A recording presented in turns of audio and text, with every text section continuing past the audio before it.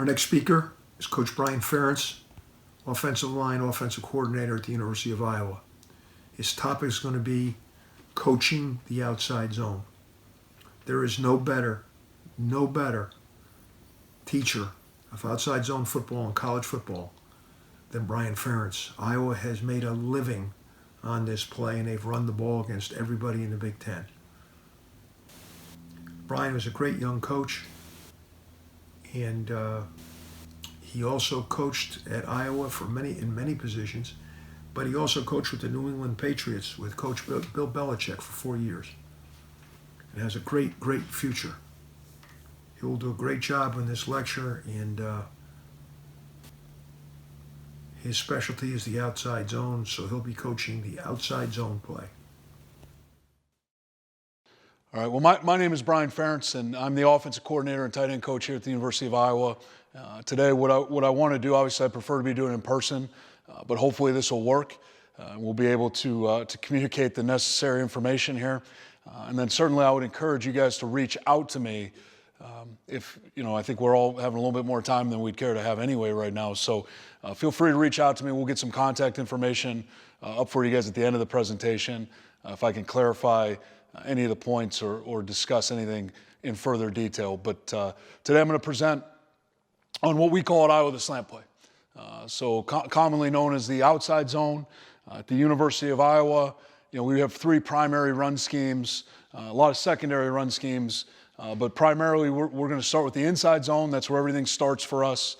Then we're going to move to the outside zone, which we call the slant. And probably in common nomenclature, our inside zone is more of a mid-zone as it goes in the real world, right? So we have the inside zone, that's where everything starts.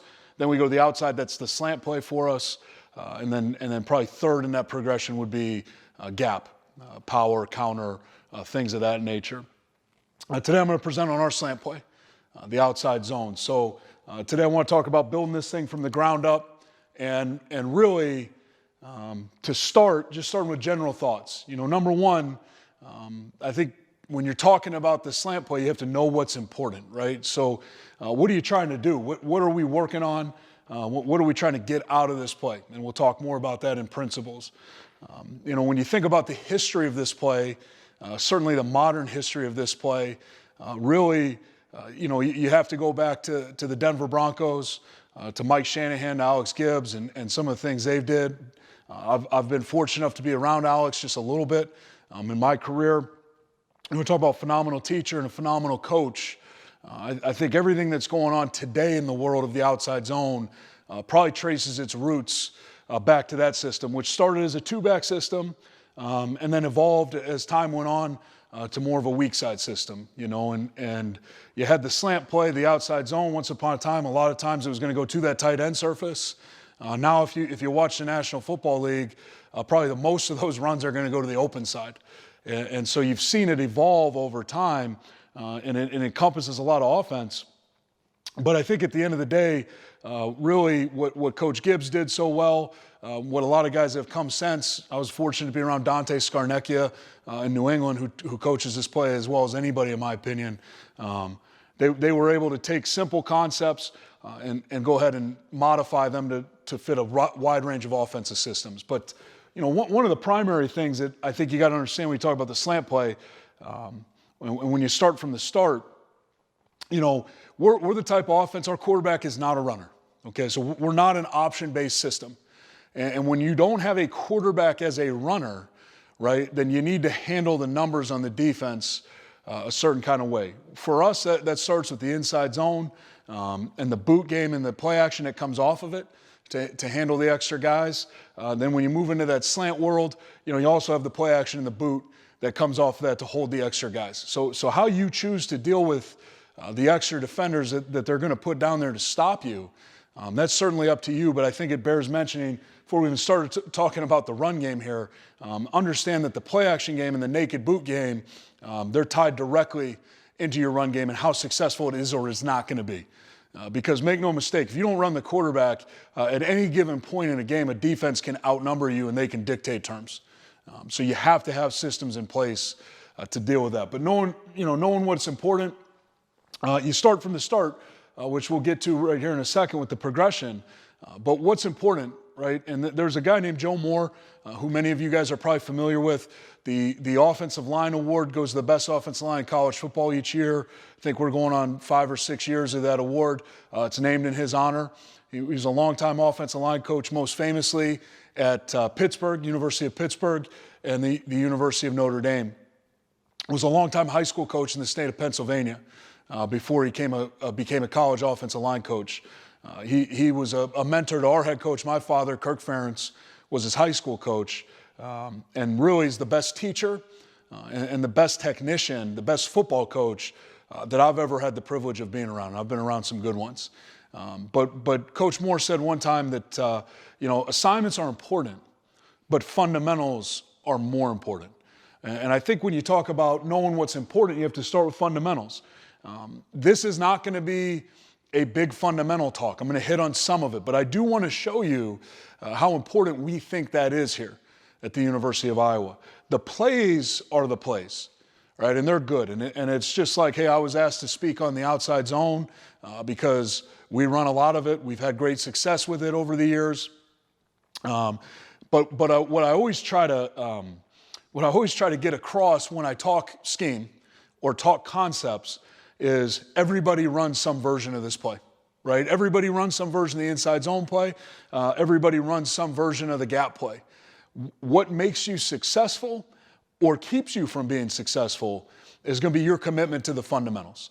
And we believe in a certain style of blocking here. We believe in a certain style of football here. And that doesn't make it right, and it's not one size fits all. But we're committed to playing that way. And because of the way we block, because of the way we attack defenses, we feel like we make the scheme successful. It's not the opposite, right? So fundamentals are important, okay, more so than assignments or schemes. Everything starts with being fundamentally sound, right, and being able to win a one-on-one matchup. That's the goal. It's not always going to be the reality, right? But the goal is every kid that comes into this program, we expect them to win one-on-one against whoever we're competing against, right? That's the goal. Again, not reality, but the goal. So start there. And then concepts versus scheme. Every time I do a clinic on scheme, try to just really hammer this point home.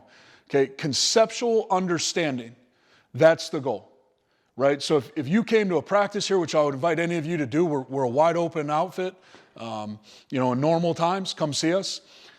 We want our players to have conceptual understanding of what's going on, not route memorization, right? So as I talk about this play, and I think the key to this play, or any play, whether it's the run game, the pass game, okay, a concept, a scheme, doesn't matter.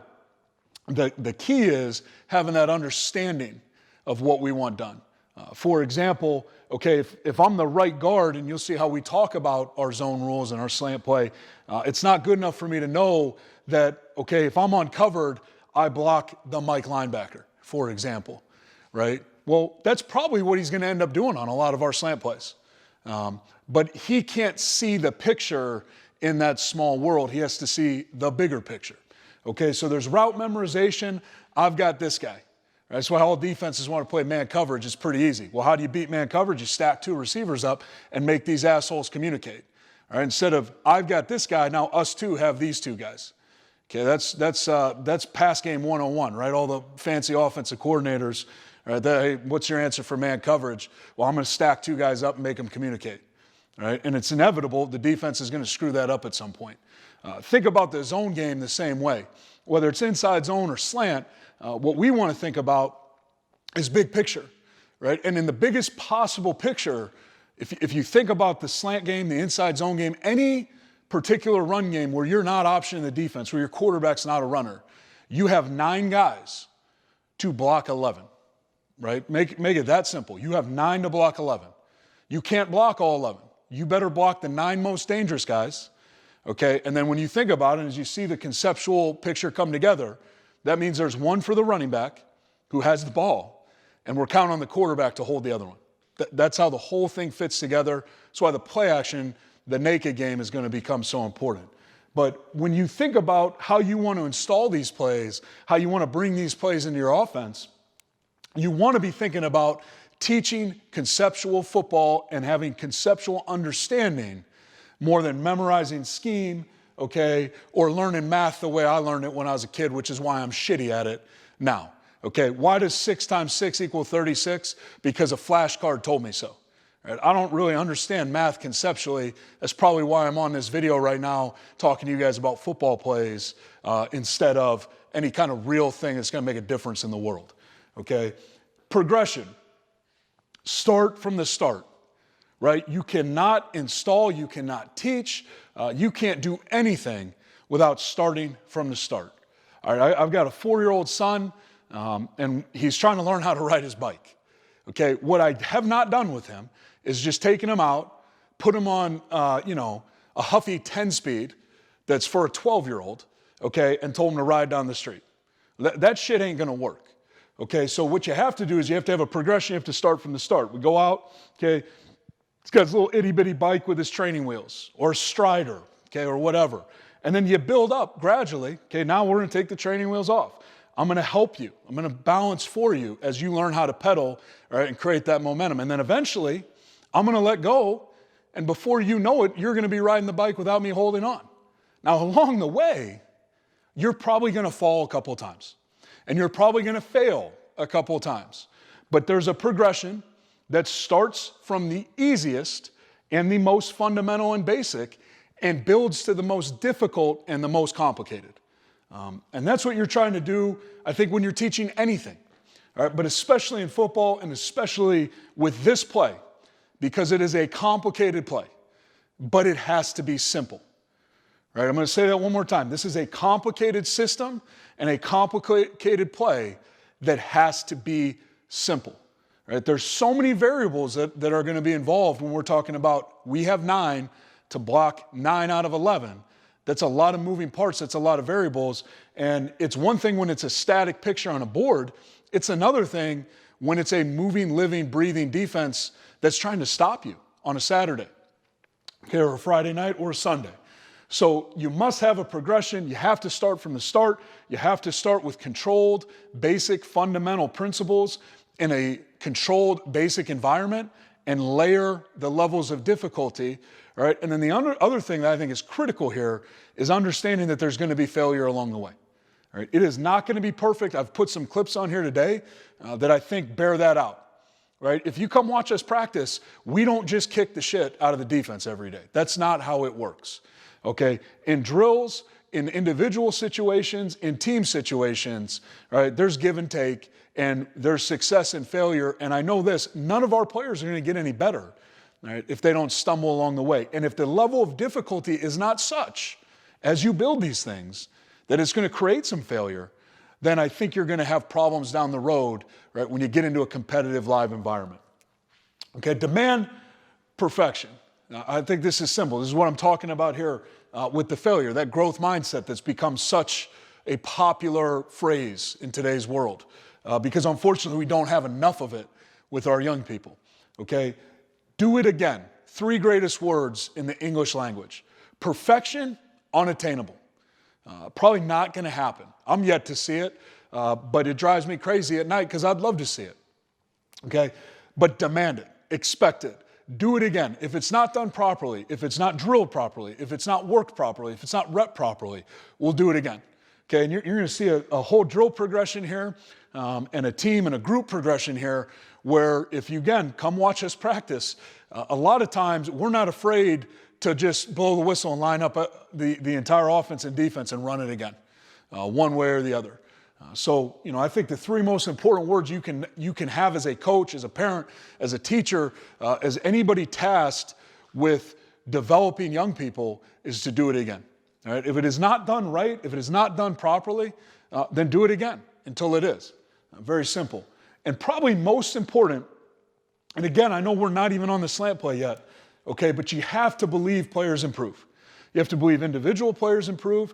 You have to believe that units can improve. You have to believe that groups can improve. You have to believe that teams can improve, right? The whole goal is to get better every time we're out there. That's the goal. Right? We don't want to take steps backwards, no matter how small, no matter how incremental, right, the gains are. We want to be making those every day. And whether it's an individual player, we have young guys that come in, that aren't ready to play. We got to put them in the slow cooker and develop them and understand that it's a process and have patience with that process and trust that process. Okay, we're a developmental program. I don't think that's a bad thing at all. We wear that as a badge of honor. And I would argue that any program in the country is a developmental program. Whether you're at the true developmental youth level, whether you're at the high school level, whether you're at the college level, okay, any of the college levels, or whether you're at the NFL, in the National Football League. Right? If you have a growth mindset, then you are a developmental program. I was fortunate to be around the New England Patriots for several years. Okay, you want to talk about developmental program? They believe they're a developmental program. And they've won more than any pro sports franchise in the last 20 years. And they believe firmly that they're developmental and they're always working towards the future. And they believe players improve. Okay, they put their faith in the process and it bears fruit. So I think that's important as we move forward here. Get into just a little bit more of the nuts and bolts of the slant play. All right, when you talk about this thing philosophically, here's where I think you need to start. Again, the quarterback is not involved in the run game here. So going back to that premise, okay, well, if we don't have the quarterback as a runner and we have a ball carrier, right, we can only handle 9 defenders. We can block 9 guys if we choose to. Now, we could tag things on the backside, you know, all the RPO stuff and all that good stuff, right? And now all of a sudden, maybe you're not blocking some guys, but you're creating conflict in the defense.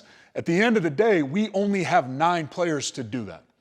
That's what I'm getting at. They have 11 to defend the whole field. We have 9 players to manipulate that defense. And there's a guy named Dub Maddox, who I know does a lot of work. He's a high school football coach in Oklahoma. I think a really interesting guy. He's done a lot of work with the passing game and quarterbacks. And I'll borrow one of his talking points that I just think is excellent. And I don't think it matters what you're talking about. When he talks about the pass game and affecting the defense, he talks about 2 factors that you can control on a football field. And he hit the nail on the head. One is time, okay, and the other is space. Those are the only 2 variables that you can manipulate on a football field at any given point. Time and space, all right? We have 9 guys to manipulate that time and space. This play is designed to make about 4 yards. That's what it's designed for, right? In a perfect world, the defense plays it as well as they can play it. We block it as well as we can block it, right? They should have an extra player who can meet the ball carrier at about 4 yards from the line of scrimmage, right? And if he's perfect world, he can tackle better than our guy can break tackles, then they're going to make the play. It's going to be a 4-yard gain, right? That's the reasonable expectation for this play. Start there. Now, is that totally realistic? Absolutely not. Right, I'd like to think that if we're recruiting properly, developing players properly, and making good coaching decisions, then hopefully we have a back that's a little bit more difficult to tackle than just any asshole off the street can meet him at 4 yards from the line of scrimmage and make the play. Obviously, that's not what we're looking for.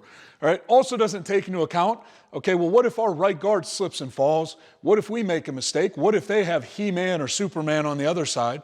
Okay, there's a lot of factors that go into this where now all of a sudden we're talking about a play that should make 4 yards, and shit, we might be lucky to make 2 yards, right? But in a perfect world, in a vacuum, it's a 4-yard play. Right? That's what it should be. So start from the start, because I think that sometimes people have unrealistic expectations about their offense, right? Well, if we're not averaging 6.5 yards a carry on this play, it's not a good play, right? Far from it, okay? This is a hard force the whole play, meaning this, right? We want this play to be a downhill attacking play. Right? We are truly forcing the hole. This is a C gap to the outside play. Right? We'll talk about that in a second. This is not a cutback or roll type zone play. That's not what we're looking for. We're trying to force the point of attack and cut the defense at that point of attack. We run our inside zone play, okay, or even our gap scheme to some extent. There's a lot more fluidity in where that ball can hit. I'd say there's a bigger strike zone, for lack of a better term.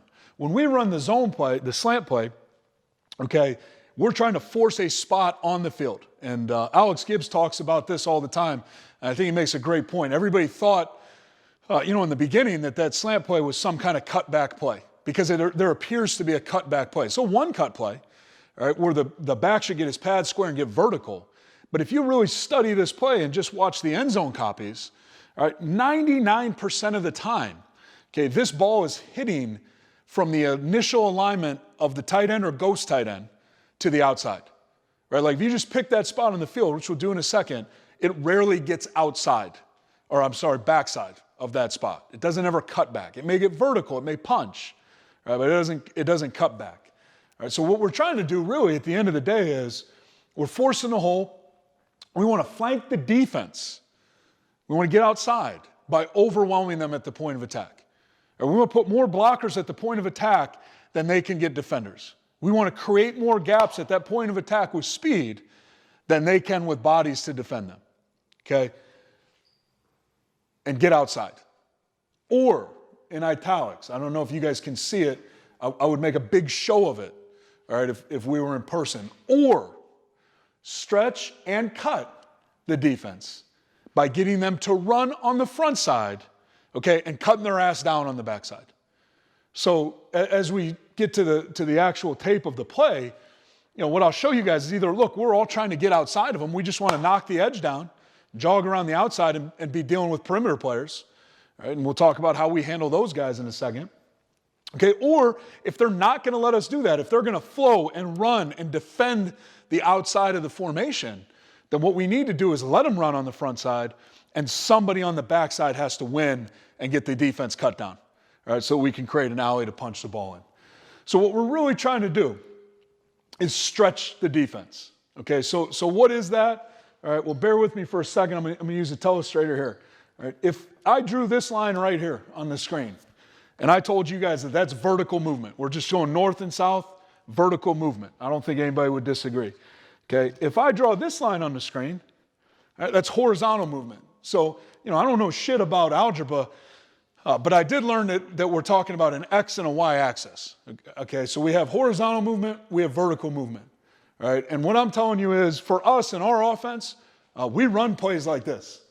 That's the inside zone. That's the gap play. Those are plays where we're trying to move the defense straight, hard ass off the ball. That's what we're trying to do, okay? We don't run plays like this in our defense. We run plays that may start like that, okay, but we run very few plays like that in our offense, okay? This is not a horizontal play, right? Perimeter runs, those are horizontal type plays, but this is not a perimeter run, okay? So if this is horizontal and that's vertical, this line right here, that's what we're looking for. That's stretch, okay? That's what stretch is. That's what I'm talking about when I talk about stretch. We're trying to get the defense running, okay, but at some point, we've got to go north and south. The end zone is downfield, right? It's not sideways. So we're trying to get square, whether it's an offensive lineman or a back. We may start, okay, on a horizontal track, a more horizontal stretch type track, but the minute we can get square and work to the end zone, that's what we want to do. And then the last point, talking about the philosophy of this play, right? This is a physical attitude play, okay? So this is what I would call fuck you play, right? For lack of a better term. We're going to run this play when everybody in the stadium knows we're going to run this play, okay? Including the defense, including my wife in the stands, right? Anytime against anybody. And you have to have that mentality. All right, one thing too, talking about stretch, and I've heard Alex Gibbs talk about this, and I can't reiterate this enough. Okay, what he always talks about when he talks about this play is if you don't believe in hitting people, if you don't believe in striking people and attacking, this isn't a good play for you, right? When we block people, and I'm not going to get into all the fundamentals, all right, but when we block people, we're trying to strike their ass, and at the end of the day, we're trying to win the line of scrimmage. We want to play on their side of the line of scrimmage. Okay, if we can get to their side of the line of scrimmage, we're going to cut yards out of their ass. If they're playing on our side of the line of scrimmage, okay, they're going to stop us from cutting yards. Right? And at the end of the day, football has not changed fundamentally, all right, on years upon years upon years. And I don't see it changing fundamentally. Okay, the more physical team is probably going to win the game. And you can measure that a lot of ways. And it's not about statistics. It's about the ability to run the football when you need to run it, or the ability to stop the run when you need to stop it. That's what games are still going to come down to and be won and lost on, right, in crunch time. The ability to stop the run, the ability to run the football. So offensively, we're trying to win the line of scrimmage. We're trying to kick their ass and play on their side of the line of scrimmage. Okay, and the other side of this room, our defense is always coaching knockback and getting on their side of the line of scrimmage. All right, so understand this. This is a physical play. There's nothing finesse. All right, there's nothing soft about this play. So talking more about the play and the principles of it before we really start building it. Okay, when is it advantageous to run the slant play? When do you want to run this play? Because it's not a great play against every defense, every front, every look. It's not. And there is no play that's a great catch-all for everything. Okay, it's still a numbers game. The defense, okay, has the ability to out-leverage us on either side of the formation at any given time, depending on front and coverage, with numbers. They can have more players on one side of the field than we can have, right, to block them, time and space. If we have leverage, if we can get more bodies, okay, to the play side than they can, this is a great play. This is when we want to run this play. All right, we don't want to run this play when they line up and have more bodies over there than we do. Okay, so I'll talk about how we count and what our numbering system is. Okay, but there's a very simple way to look at this. And basically, anytime we can gain bodies, we want to be running this play. If we can't, there's other things in our offense that we want to do, or we should be going the other way. Right, think about it. Regardless of where the tight end is, regardless of the receivers, regardless of the field and the boundary, it's really not relevant. Okay, if they're all over here, run over there. And if they're all over here, then run over there because you're going to have numbers. Okay, if it's a truly balanced front, then go ahead and run the shit out of this play. You'll gain numbers if you're teaching it right. Okay, every defensive front, natural soft spot. Talked about, earlier. This is a play that's going to attack the C gap to the outside. That's what we're talking about when we say force the whole play. Hard force the whole play. C gap to the outside. That's what we're looking to run. Okay, could it come behind that? Sure, it could come behind that. Just like an inside zone really is going to be thinking B gap to B gap, but it can go all the way behind that. It can bounce out in front of it. I've seen it all happen. It depends on what the defense does, right? Okay, but we want this thing C gap to the outside. That's where it's going to be over 95% of the time. And we may adjust the formation or the play call to create the desired look in a defense, but however, okay, the core principles of the slant play, they're not going to change. They're not going to change. So all I'm saying there, look, that's a really fancy bullshit way of saying we may line up a bunch of ways. We may change personnel groups. We may be in the shotgun. We may be under center. That does change some things, okay? But the principle, what we're trying to do, that's never going to change. Trying to outnumber your ass, trying to outflank you on the point of attack, get the ball outside, or stretch your ass and cut it inside. It's simple. Doesn't change. It may look a lot of ways, 2 back, 1 back.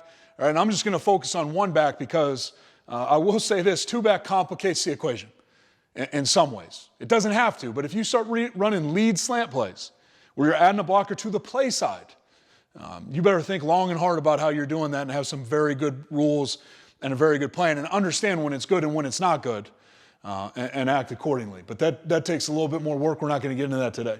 All right, must be tied to the play action or naked game. I already hit that. Keep the defense honest. And when I say keep the defense honest, I'm talking about the 2 assholes we can't block. You have to keep those guys honest.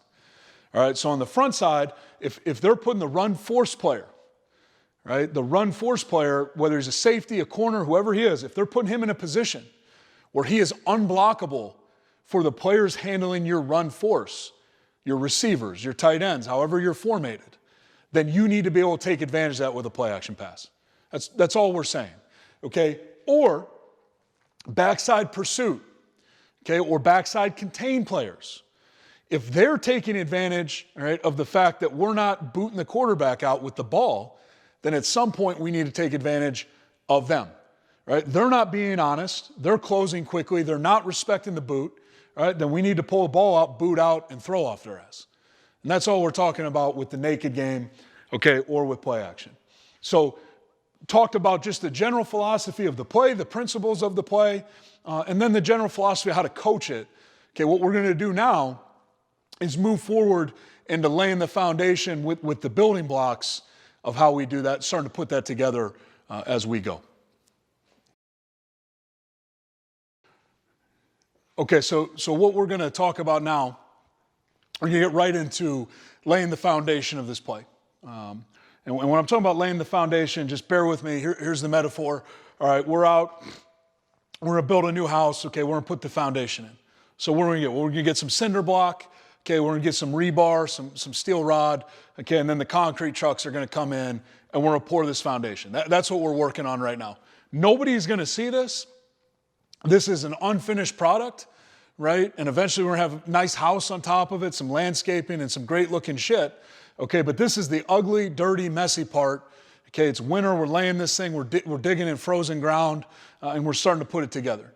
This is where it starts. These are the fundamentals that I'm talking about. And then we'll start layering the pieces and get to the fun part, right? But, you know, like, that's my problem. This is the fun part to me. This is why I'm sick, okay? Just like probably most of you guys.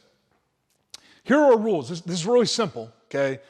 And I'm just going to kind of buzz these, and we'll talk more about as we get into the actual technique and fundamentals here that we drill. But our rules are really simple, okay? And this numbering system may or may not make sense to you, and that's not really important right now. I promise by the time we're done with this presentation, it'll make sense to you because it's very simple. When we talk about, okay, playing at the University of Iowa, we want smart football players. Of course we do. Everybody says they want smart football players. Well, how do you define that? Okay, for us, it's really simple. If you can count to 0, then you can play center. If you can count to 1, you can play guard. If you can count to 2, you can play tackle. And the smartest guys on the field for us are the tight ends because they can count all the way to 3. Okay, so, you know, as long as you haven't lost a bunch of fingers, okay, or a bunch of toes in a combine accident or some shit like that, then you should be able to play for us. 0, 1, 2, 3. Okay, front side tackle, tight end. Here's what this means. Okay, front side tackle, the back side tackle. Those are 5 offensive linemen. Tight end, front side or back side in line, all right, would have play side gap number 3. And then if we added a wing, he would have play side gap number 4, right? Like, you see how this works. Anybody that's in line from the center to the outside, front side or back side, center has 0, guard has 1, tackle has 2, tight end has 3. If we put a second tight end there, he would have 4. We've run this play with 3 tight ends in a wing. 1, 2, 3. Okay, the third tight end, the second wing player, would have number 5. And so on and so on. We haven't got any crazier than that. All right, very simple. First part of the rule, play side gap. Here's what that means. When the ball is snapped, if you're not sure, if the count changes, if things move, right? If something happens, if there's an act of God and somebody comes running through your play side gap, you should think about blocking them first. And on the slant play, you may even have somebody push through real fast and get your ass to the next guy. We'll see some of that as we go here. Aiming point for anybody involved in the core of the blocking, the inline blocking. All right, so you have play side gap, number 0, 1, 2, 3, 4, depending on where you are. And your aiming point is very simple when you are working to block a defender, inline or linebacker, right? First level, second level, could be a secondary player, depending on how we're running this play. It doesn't matter. All right, your aiming point is their play side armpit. Okay, you are trying to attack the shit out of their play side armpit. All right, and you want to reach the defender. We call this a wide reach for those inline players. I'll show you in a second. All right, receivers. Let's just rewind for a second. One very important point, and you'll see this as we drill this. Okay, how can you ensure, we talked about we want to put the ball in the perimeter by overwhelming them at the point of attack, or we want to get them hauling ass running and overreach them somewhere on the backside. How do you accomplish that? Okay, it's really simple. Go all the way back. I talked about vertical movement versus stretch. Okay, if you want vertical movement, here's how you do it. Okay, just like everybody already understands, 2 is better than 1. All right, we're going to double team this guy. If we want to move this guy off the ball, all right, then we're going to put 2 guys on him and move his ass off the ball. So instead of putting our 280-pound guard on their 285-pound D tackle, we're going to put our 280-pound guard and our 290-pound tackle, our guard and our tackle. Now all of a sudden, what's that? I told you I was bad at math. Is that 570? We've got 570 pounds on 285 pounds. Okay, we're going to move his ass right off the ball. That's how you create vertical movement. Okay, how do you create that stretch? How do you reach the defense? How do you get them flanked?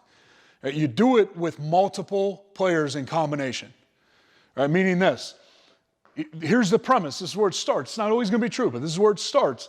On our slant play, we want everybody to have backside help. Right, meaning if I'm going to be asked to reach a defender. Let's just say I'm a tight end and I'm reaching a 9 technique outside linebacker. Okay, in theory, for me to be truly aggressive on that guy, I need to have backside help. Because if I'm going to attack that play side armpit, and again, I'm not going to get into all the fundamentals today, would love to talk about that. All right, if you guys want to get into that stuff, reach out to me. All right, but as I come out here to reach this guy, if I'm aiming for his play side armpit and he goes inside, it is unreasonable, okay, to expect this guy to redirect and block him in a man-on-man situation. He's going to overrun him every time. You're going to give up penetration. The play is going to be dead. Okay, now, I know there's a lot of people that coach a catch arm. We don't do that. We're not into that. To me, that's holding. You can agree, disagree. I think it's bullshit, so we don't do it. Doesn't mean I'm right. Okay, what we do instead of the catch arm is, if we think that's a potential problem, then what we're going to do is we're going to ensure this guy has backside help so he can haul ass, he can run, and not worry about getting beat inside. If this guy goes inside, great, we got on the perimeter. We got what we want, right? I should get vertical right now. This guy should be on my hip. We should double team this asshole right into whatever's coming over the top and watch our running back jog around the outside. We'll see that in a second. Okay? So everybody has backside help in line. That's the whole idea. We're using multiple players in combination. You can't just have double teams across the front. It won't work that way. Really, you're going to need 2 guys in combination here, 3 guys in combination here, 4 guys in combination here. We have a call in our offense where everybody's in combination. If we think we're going to get some movement or some crazy shit or we get a tip, shit, we got 7 guys that are in a combination together called a Zorro, zone it. Everybody's working together. It means 7 have 7. It means 0, 1, 2, 3, and 1, 2, 3 on the backside. They're all getting handled by our core, right? So conceptually, we always think about, let's say we're in a base 2 tight end set with 2 tight ends on the ball, okay? We've got 7 guys in the line of scrimmage. We've got 7 to block 7. That's what we're thinking about. That's where the numbering system goes. All right, we're attacking the play side armpit because we're going to build in help on the backside for everybody. Covered, uncovered becomes a little bit irrelevant at some point. Okay, but it starts there. We'll get to that in a second. Receivers, critical to this play. Again, referencing Alex Gibbs or referencing Dante Scarnecchia, some of the best guys I've been around. Okay, they were coaching the shit out of those receivers. There was an expectation that you were going to block. You know, Coach Gibbs would tell great stories about right when he was in Denver, and he was coaching the backs and the receivers in a meeting, and he felt like that was necessary because everybody has to be accountable here, and you can block the shit out of the box, okay? But if you don't handle secondary support, if the primary run support player is going to meet you in the hole every single time you carry the ball, then you ain't going to make many yards rushing it. You're just not, okay? The back's ability to break a tackle, okay, or run through a tackle certainly increases exponentially if you can put him on the secondary run defender, right? Not the primary guy. Primary guy should have an angle. He should have position, all right? And if he's well coached, then he should be able to make that open field tackle because it's not going to be an open field tackle. He's going to be playing in a contained area, right? If you can put it on the secondary run defender, now it is an open field tackle and it is going to be an adventure for the defense, which is what we're trying to do. So our rule is simple. On the front side, we're looking to push, crack, okay? Push, crack. That means we want to push vertical, right, on a corner, right, or any deep defender, and then we will crack a safety if he fills. All right, so what you're thinking about is, okay, is I'm pushing on this corner. If they're playing some kind of cloud coverage, then I take him. If he's the primary run force defender. As I push on him, if he bails to defend me vertically, then I know he is not the force player. Okay, and now I am cracking on the safety fill in the alley. That's the whole idea. Push, crack. It's exactly what it sounds like. All right, that's true for split safety looks. Now, you may see some post safety looks on this deal here where we're just going to tell them to block man on. All right, and I'll explain to you how that works. But basically, we don't want him blocking somebody that the line and the tight ends or the fullback is already accounted for, the core of the formation. That's why I've noticed more and more, a lot of people don't even ask their receivers to block. They're tagging routes on everything, whether they're throwing it or not. Again, we don't believe in that. We just don't believe in that. Perimeter blocking can be as simple or as difficult as you make it. We try to keep it as simple as possible, but there becomes some give and take there. Okay, the running back. You know, look, let's just start here. Running backs are an interesting animal. Fundamentals and techniques, critical. You can coach a running back, and you can turn a running back into a better player, and you can develop him, a better player, and you can develop him. But at some point, I've heard it said often, whether it's in the NFL or college football or high school, talent is going to have a lot to do with the back. Right? Look, I'm not saying that you have to have the most talented back in the country to run this play. It helps. Having a talented back helps. Just like having a talented quarterback helps you throw the football, or having a talented receiver helps you throw the football as well. But I am telling you that if you coach this play properly, any back should be able to have success with this play. I think anybody can run this play. Okay? This can change a little bit depending on the back you have. All right? But we start with this premise. We're going to align with our toes at 7.5. Talking about we're under center, okay? Not the pistol, we're under center. Our tailback's directly behind the center. His toes are at 7.5. Okay, he's going to pivot and go. So all I mean by that is if I'm here and I'm at 7.5, when the ball's snapped, I'm pivoting to my aiming point. Okay, to the right, to the left. Well, what's my aiming point? All right, my aiming point is the butt of the ghost tight end, ghost in parentheses. So the butt of the tight end or the ghost tight end. All right, in the gun, we choke that down a little bit. I don't want to even talk about the gun right now. That's a whole nother conversation. Again, reach out to me if you want to talk about running the slant play out of the gun. All right, but we're aiming at the butthole of the tight end, or if we're running to an open side, then we're looking at the ghost tight end, the ghost of Marv Cook, the ghost of, Dallas Clark at the University of Iowa. We're looking at that guy. He's there, and we're aiming at his ghost butthole. It's real simple. So I'm pivoting to the butt of the tight end or ghost tight end, and I'm going.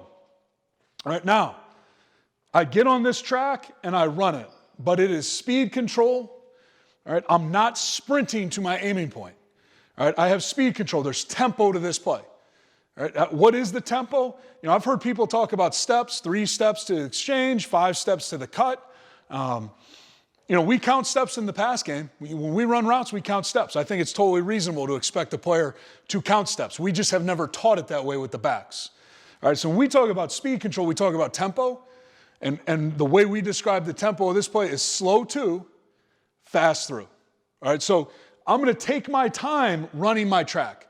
I'm slow to the cut. So I'm pivoting, I'm going, I'm speed control, I'm slow to the cut. But when I make the decision to cut, I'm slow to and bang, I'm fast through. It's a one cut, okay, get your pads vertical and roll play. So, the last coaching point for the back, and again, I'll show you some of these drills. All right, we want to have patience. We don't want to make a decision before we have to, and we want to press. So what does that mean? Well, we want to have patience, and we want to press. We want to press the line of scrimmage. People talk about pressing the hole.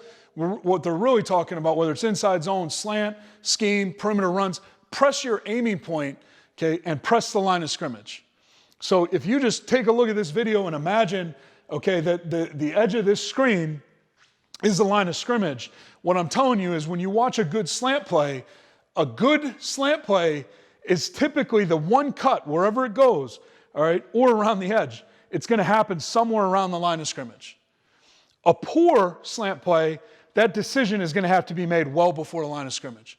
And usually if that decision is made before the line of scrimmage, it better have been made by one of our shitty offensive linemen who did a poor job blocking the 3, okay, or the 6 or the 5 or whatever, and we got our ass knocked off the ball so that the back couldn't stay on his course and he had to get vertical now.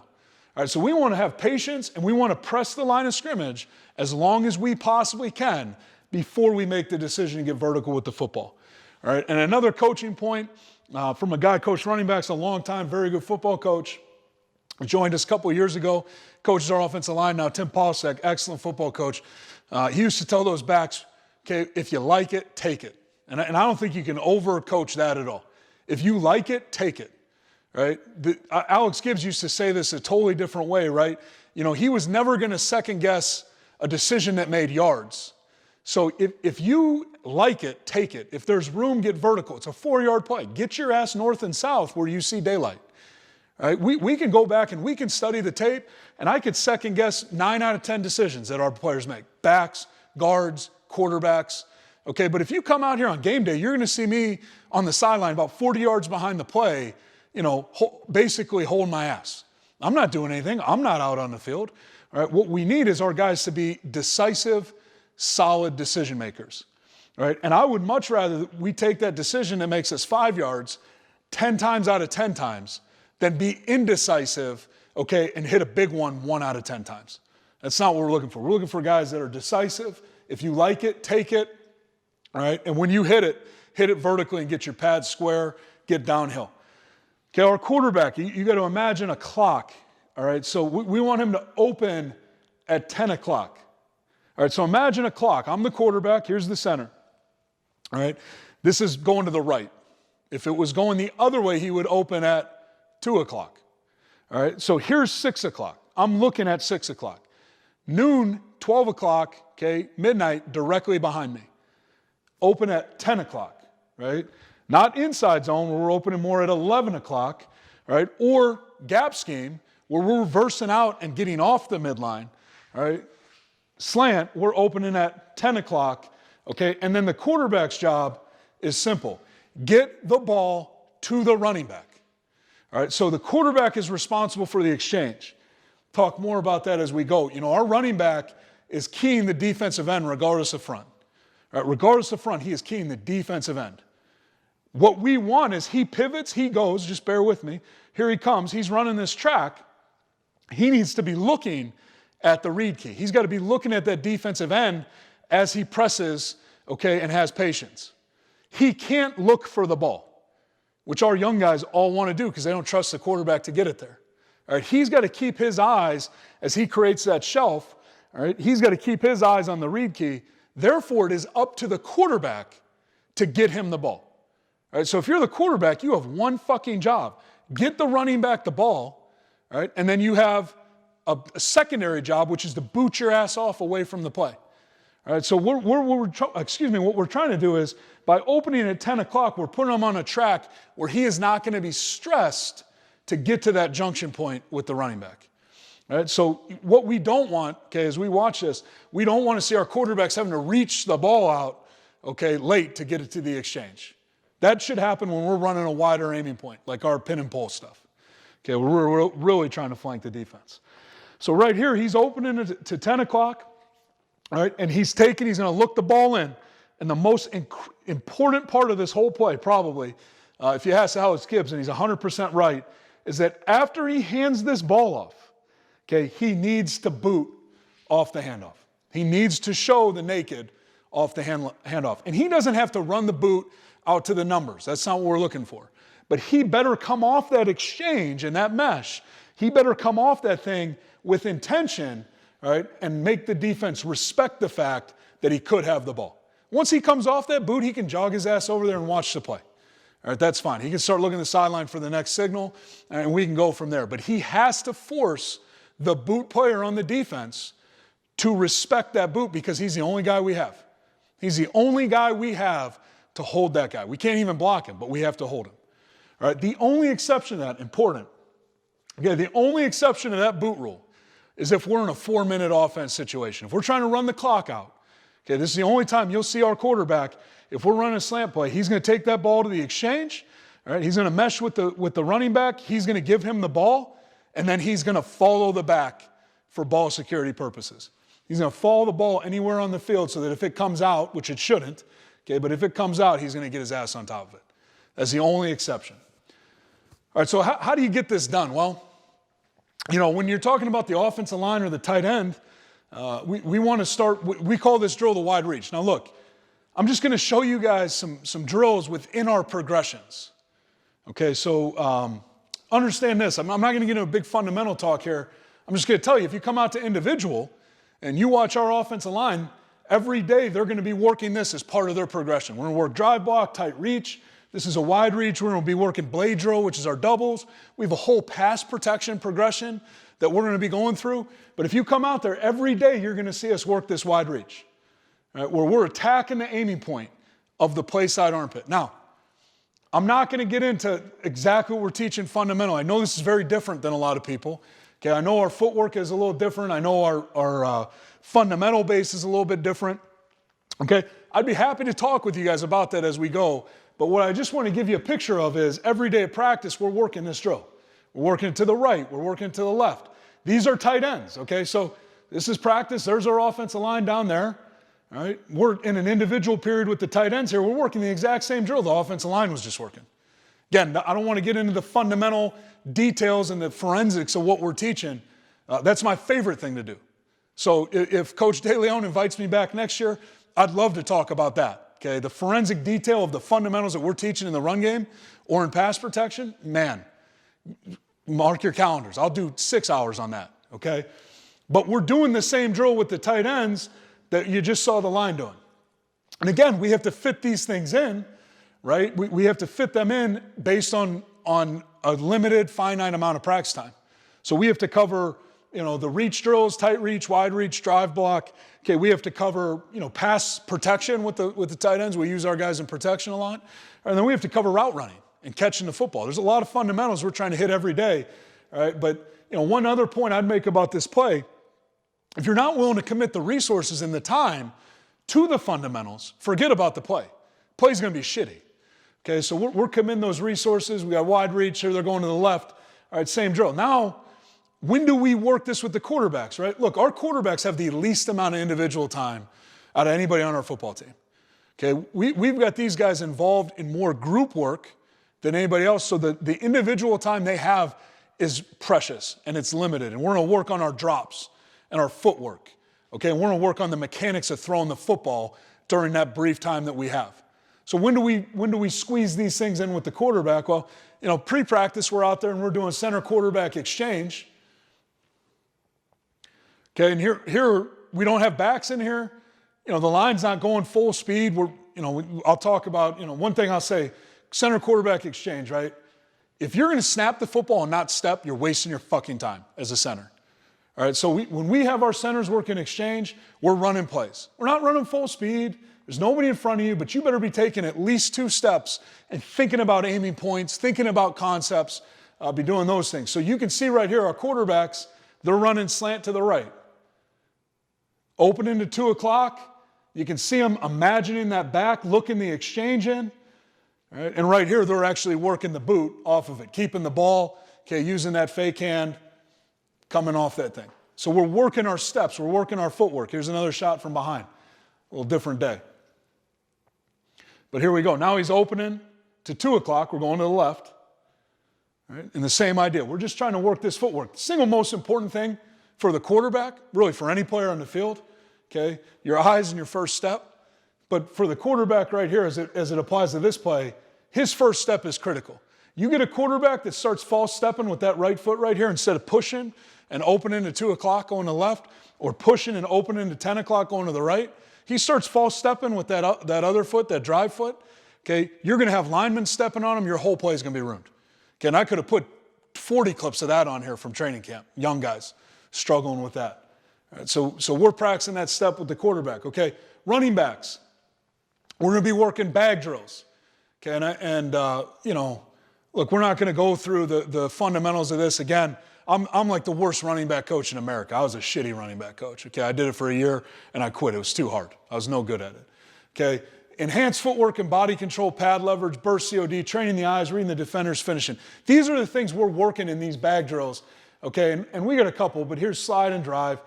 And again, you want to come talk running back play, that's my point. I'm terrible at coaching it.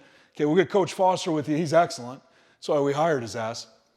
All right, but what we're trying to do is basically work on the fundamentals of running with the football, right? We're trying to teach them how to run with the football and certainly run in traffic. Pad level, eyes, ball security, right? All these things go into it. Here's a little different version of the same drill, okay? Coming off an inside zone track, doesn't matter, right? It's all about running with the football, okay? And then, here's another drill. We just set up some cones. They call this the dice drill. But again, you're working on square pads, eyes up, right? Good base and balance, and making decisions off defenders. And you're going to see how this all applies as we get going. But this is one of the things we're doing in our running back progression. Same as the tight ends. They're asked to do pass protection, run routes, catch the football. We're working on a lot of fundamentals. Right? But we have to slide these things into individual. With the receivers, okay, you're going to see it start with a we call a 3-hit drill. Okay, then you're going to see us move to some more of a mirror type progression. Then we'll put it all together with a stalk drill. Okay, but this is what we're going to be working on in individual periods with the receivers, in addition to stance and start, right? In addition to top of the route drills, catching the football, then routes on air. There's a lot of things that have to be going on in practice, but we feel like it's important enough that we're gonna block people. We're gonna block second level defenders. We're gonna block force defenders. Okay, we're gonna work the fundamentals. We're gonna teach our kids how to do that. So we start basically with a drill teaching them how to strike. And I don't want to get into, again, the fundamentals and the forensic detail of what we're teaching, but I will just say this as you watch this. I want you to think about your perimeter players and what you're asking them to do. Okay, very different than what you're asking your offensive line and your tight ends to do. Okay, offensive line and tight ends, we need to establish that line of scrimmage we talked about at the beginning. Okay, we're going to play on your side line of scrimmage. We're going to attack your ass. We're going to come off the ball. We're going to run off the ball. We're going to strike you, and we're going to fucking move you off the line of scrimmage. Okay, or we're going to die trying. We're going to live by the sword and die by it. You may move our ass, but we're coming to strike you. Okay, very different when you talk about what you're asking your perimeter players to do. Okay, there's going to be situations where they have to truly deliver a blow, okay, and really send a message or swing and take a shot. Okay, but a lot of the times, they're going to be involved much more in a mirror type drill, much more like pass protection would be for an offensive lineman. All right, so as you go through, really what we're talking about is delivering blows, okay, that blow striking progression here, and then moving into, putting that together. Putting that together, coming off of our knees, all right, involving our entire body, okay, striking the defender, and then finishing with our feet. Once the defender picks a side, well, now we need to move his ass and finish him. Okay, so we get the blow delivery. Now we move into a mirror progression, all right, where we're learning, number one, how to close distance on a defender and come to balance. Right, whether you're a receiver, okay, coming to balance, trying to block somebody's ass on the perimeter, or whether you're a coverage guy coming down the field trying to come to balance, okay, so you can tackle someone. It's all about controlling your body in space. All right, so we're moving through that progression. Then we move to a mirror progression. All right, once we get on them, can we stay on them? All right, and then the final deal right here, when we get to the stalk drill, we put it all together. All right, so we're learning how to close space, we're learning how to mirror, and then we're learning how to finish their ass. All right, so we talked about the building blocks and building that foundation. And now we have our nice foundation. We've got the cinder block there in the cellar. Okay, we got the concrete, we've poured this deal, we're good to go. We have to start layering these pieces. Let's put up the framing of the house, maybe get some drywall on there, okay, and start putting the roof on there. We'll shingle that thing. Okay, we want to layer the pieces now. So we have our building blocks, we have our fundamentals that we're working every day. Okay, now what we need to do is we need to layer these pieces. Well, how do you do that? Okay, going back to the progression we talked about at the beginning, we have, all right, the start. Okay, now we're moving towards the finish. So we have these pieces. We start with the training wheels. All right, the least amount of variables, the simplest progressions, the least amount of stress or pressure. It's a drill. There's no competition. The defender's not moving. It's your buddies servicing you. Okay, well now what we're going to do is start making this a little bit more complicated. So we have what we call box drill. And we have a version with the line and the tight ends. And then we have a version for the perimeter, which we're going to get to in a second. All right, now, look, in this drill, I'm just going to tell you this film I'm going to roll through. We're working more of an inside zone track in this drill. Because what we're really working in this drill are man blocks. We're not working our combinations necessarily yet.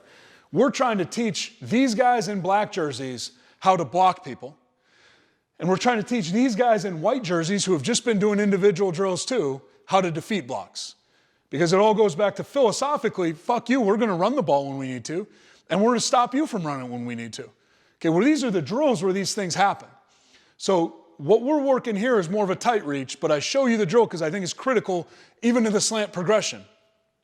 We're learning how to block guys one-on-one. This is certainly a lot harder. I mean, here's what you're looking at right here. Okay, here's an NFL draft pick. Here's an NFL draft pick next year.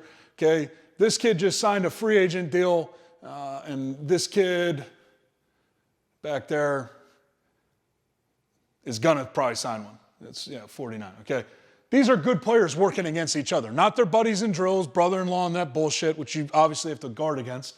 Okay, but it's inevitable. We're putting these guys in competitive situations, and we're learning how to block. Not going to get into fundamentals. Just the drill. One thing to think about, okay, our defense plays an under defense. So what we end up here is we're always going to have a two-man surface. All right, so right here, obviously, it's the left side. Here's our 5 technique. Here's our 9 outside backer. We're going to play with a tackle and a tight end. All right, then we move into the core. All right, so we have two guards in a center. You can still see they're in an under defense. They've set the strength to their right, our left. There's their shade. There's their 3 technique.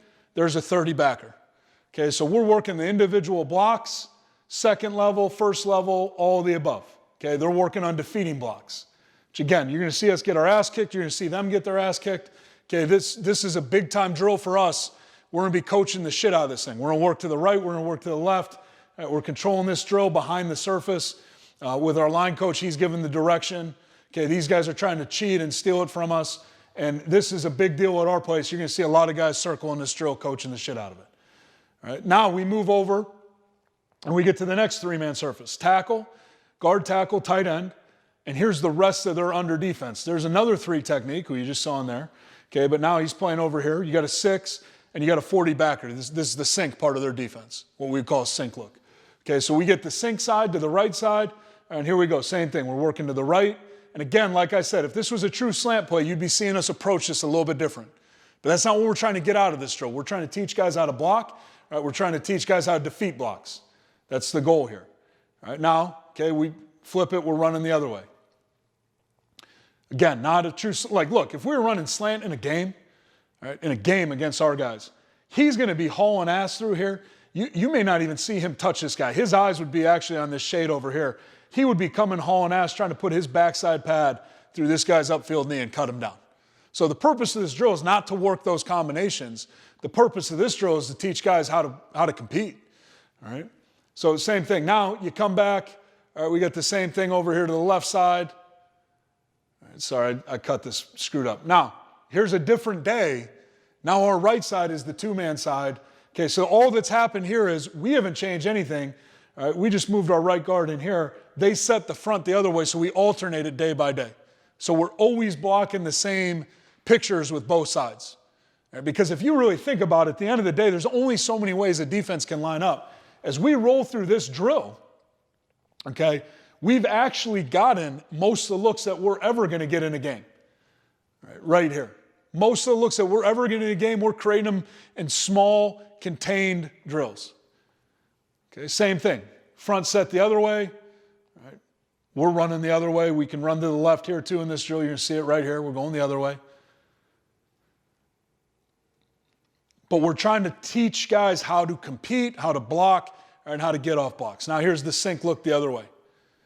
So that's the next layer. You go from individual to a group, good versus good, offense versus defense, a competitive period.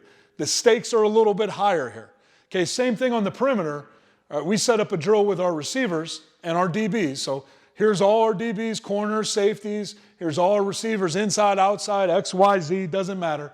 Okay, and we're working a drill now where what we're trying to do is eliminate all the distance, but we're really working that moment of truth in a stock block. We're going to engage. Okay, we're trying to fit this asshole up. Okay, we're trying to make him pick a side and then finish him. Now, here's the problem with this drill when you have more DBs than receivers, and we let the DB run the ball in this drill. Bad idea. Okay, bad idea, because boy, did he screw the offensive guy right here. So I would advise you guys don't let the DBs run the ball and make it easy for their buddies to fall off blocks. All right, here's another picture. This angle's not quite as good. But again, we're looking to engage. Fundamentally, there's some things here that we would certainly coach. What I want to stress to you guys is, all right, if you're going to expect your receivers to block, right, or you're going to expect your DBs to take on blocks and tackle, which we're built on stopping the run and run the ball. Okay, well then, you know, if we think it's important for the offensive line to get in there and compete against the defensive line, the tight ends to compete against the D-line and the backers in a controlled environment where we're trying to preach toughness, defeating blocks, blocking, okay, competing, then you got to do the same thing with your perimeter players. And that's what we're doing here. Same thing. We're teaching the receivers what it's like to block, okay, when you're actually competing against somebody, not hitting a bag. And we're teaching our DBs what it's like to take on a block when it's not your buddy coming in there with a bag. All right, so there's the progression there. Okay, here's another shot, same drill. All right, we try to make these drills as competitive as possible. We want these drills to be important to guys. Again, I mean, we got to work with these DBs on running the ball because I don't know shit about shit, but I'll tell you what, I sure probably would take the ball here myself. But okay, another shot. And I think you guys get the picture. While this is going on,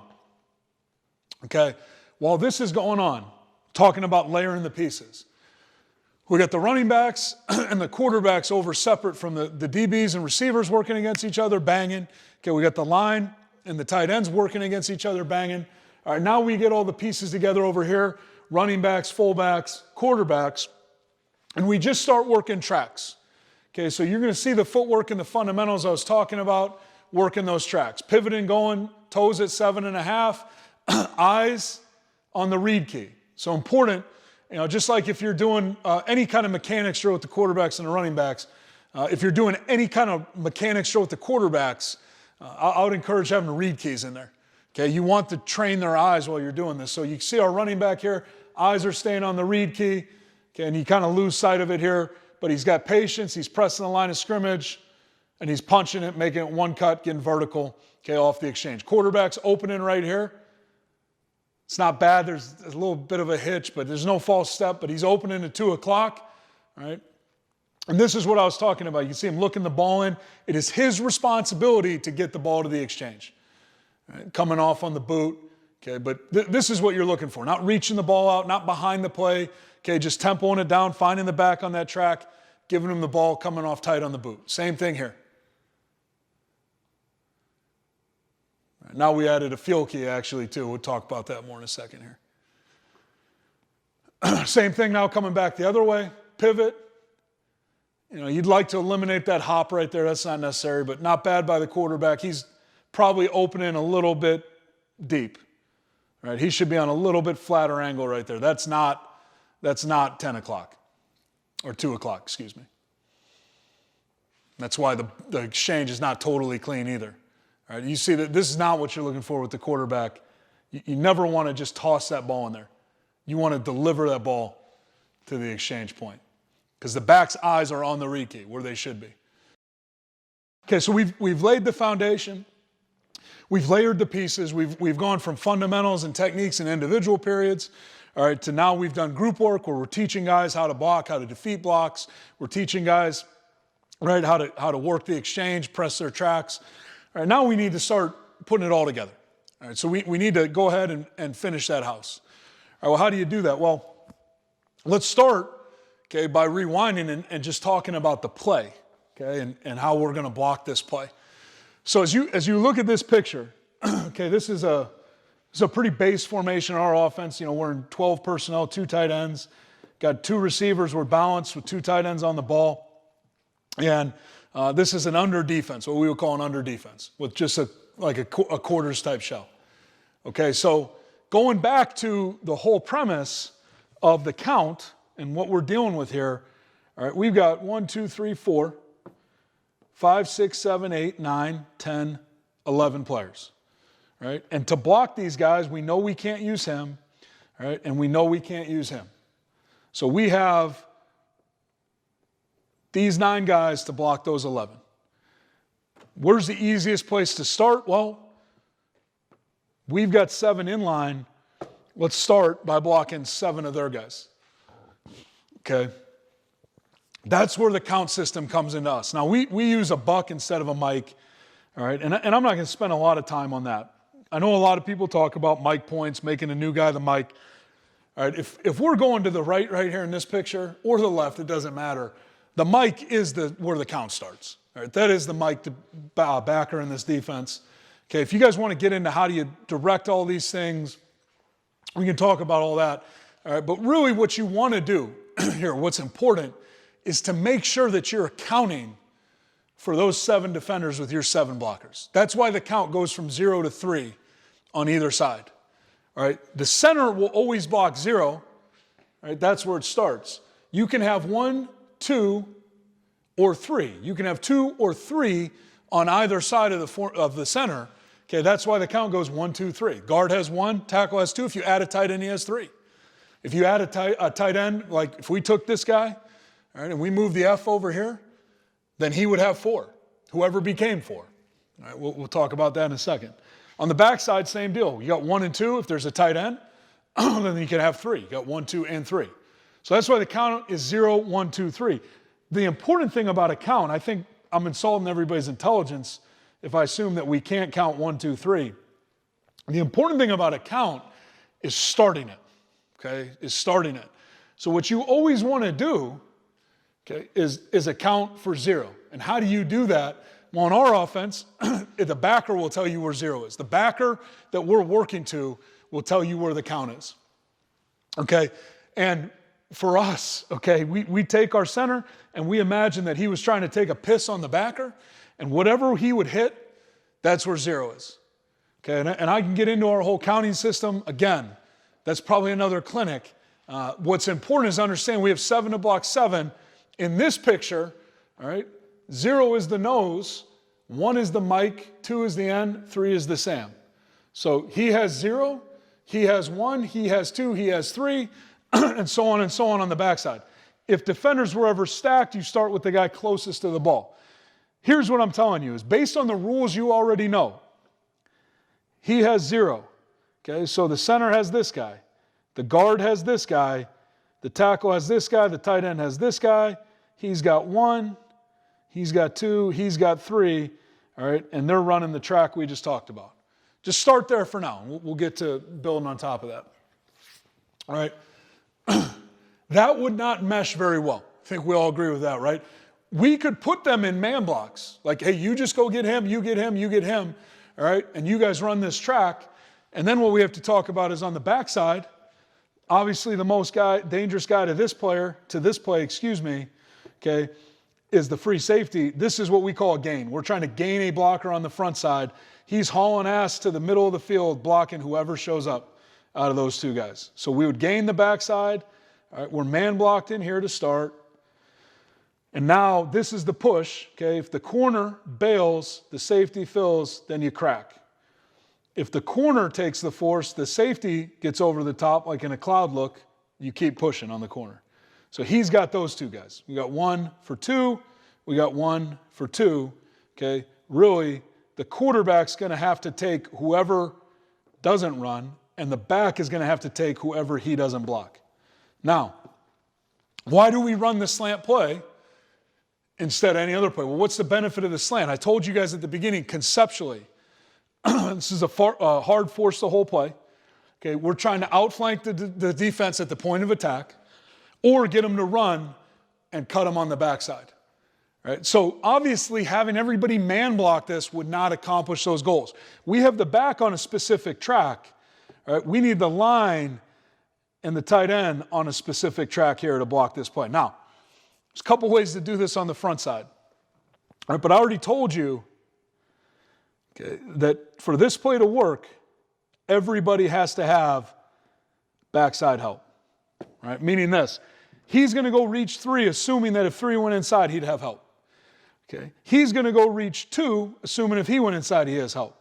He's going to reach the shit out of 0, assuming if he went backside, he would have help. All right? He's blocking 1 and 2. He has leverage on him.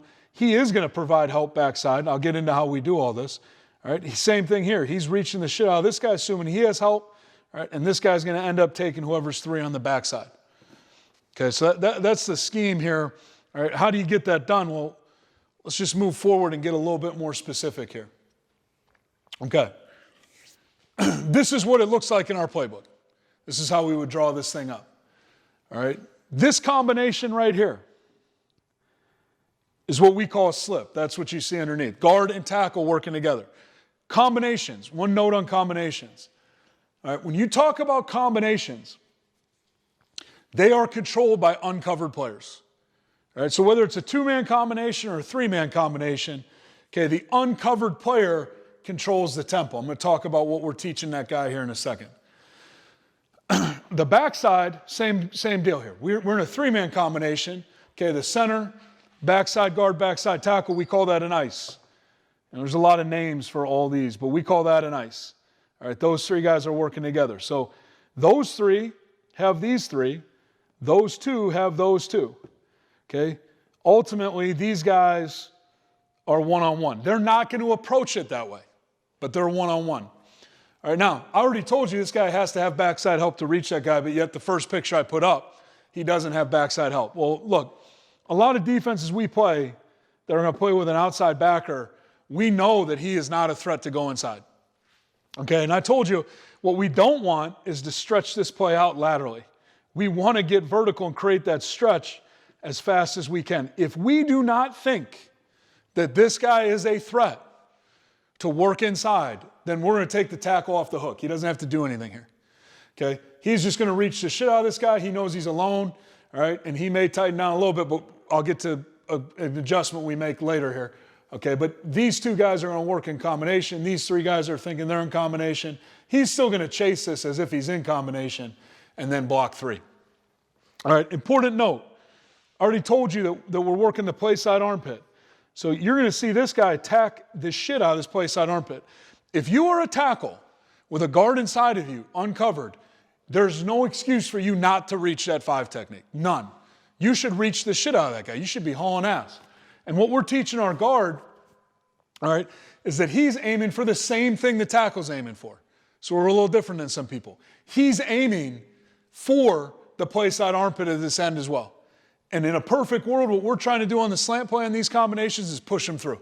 We want to haul ass, and in a perfect world, we want our guard overtaking this end and pushing the tackle through to the Mike backer. Okay? Because if that happens, then we've built a wall right here, okay? The defense is overwhelmed at the point of attack. This is what I'm talking about. And we're jogging around the edge. Okay, probably right in that C gap. I doubt we'd get outside the tight end in that picture. All right, same thing on the backside here. This guy is the same as the tackle. He should be reaching the shit out of this play side armpit, knowing that this guard's trying to push him through. We're going to get to a little bit of a caveat on that in a second. And then the backside tackle's hauling ass, trying to cut this 3 technique down, knowing that the guard is probably gone. He's probably gone, all right? And this tight end's actually going to chase the backside tackle's hip to see what happens here. If any color shows, he'll push him through, all right, to the next one. If not, he can get vertical and block 3. All right, but right here, in this picture and in this picture, 2 different things. One thing, we talked about the uncovered player controlling the tempo of a combination block. How does he do that? All right, well, the uncovered player is typically going to be responsible in the count for the backer. And the linebacker will always control the tempo of the combination block. Meaning this. Right here, this backer has us leveraged to the play side. All right, so our guard has a lot of work to do to even reach this guy. He should be thinking about pushing this thing through all the way. All right, the best chance we have of getting this defense cut is getting the tackle through. We know this Mike backer is going to haul ass. All right, we know he's going to haul ass. On the backside, we've got this will leverage by alignment. So our backside guard doesn't need to be thinking about hauling ass and pushing this center through. If this nose runs at all, he's probably going to get vertical right now because it's going to come down to him cutting the defense. All right, now I'll show you how this works as we start looking at the pictures here. One little note on this deal. You see this down here for us. Okay, a possible triple. Possible triple is a call that puts these 3 guys in combination. All right, so between a tackle and a tight end, we'd actually call that a sting. All right, between a guard and a tackle, we'd call that a slip. All right, if we have a slip plus a sting, if we have all 3 of these guys in combination, that's a triple. Okay, that's a triple. So if we had to go to a triple here, all right, what we would do is this tight end could control that call. If he felt like this guy was tightening down, or he was a threat to work inside, or a lot of times we'll use this against a 3-4 defense, where we actually get a 4-eye and a backer here, where you get some more nonsense going on with those guys. Okay, he'll call the tackle into a triple, and then what would actually happen right here, okay, he would be reaching the shell of that armpit. He would have help because he would need to start by anticipating the toughest thing that would happen, which is this guy coming in. He'd be attacking that armpit, okay, and now he's trying to reach that 5 by himself. That puts a lot of pressure on the guard. That's why against this under defense, against what we call pro look, we want to start with the idea that we're just going to work this guy alone and these 2 guys to knock this edge down. Because the minute we call this tackle in to help here, we get real soft on that 5, right? And then all of a sudden we're losing on the line of scrimmage. That ain't going to be good. You don't want to run this play if you start getting stretched out, okay? Because now the back can't press the hole and the whole play is ruined. All right, so that's how we deal with this situation here. And the reason I put this up first, that's what we're going to see out of our defense first. Okay, now you go to over. Now, all I did is this is what we would call an over defense. It's the same picture. It's still under defense against okay, what we would call 6-on formation, but now we're running the other way. So to us, the play side is going to the left now. All right, this look is actually an over defense to us now. All right, Sam, Mike, Will. Just imagine if we'd flipped this. All right, so now we have an over defense. The count didn't change. All right, it's still 0, 1, 2, 3. He's got 1, he's got 2, he's got 3, he's got 0, he's got 1, 2, 3. Same deal on the perimeter. All right, but how does it change our blocking? Well, it changes significantly because now we're dealing with an uncovered tackle and a covered guard. All right, so we're living in a little different world. That's sting. All right, that's just a combination between these two guys. Okay, trio, this is where we're a little different. We work a 3-man combination. All right, that's a combination between these 3 guys.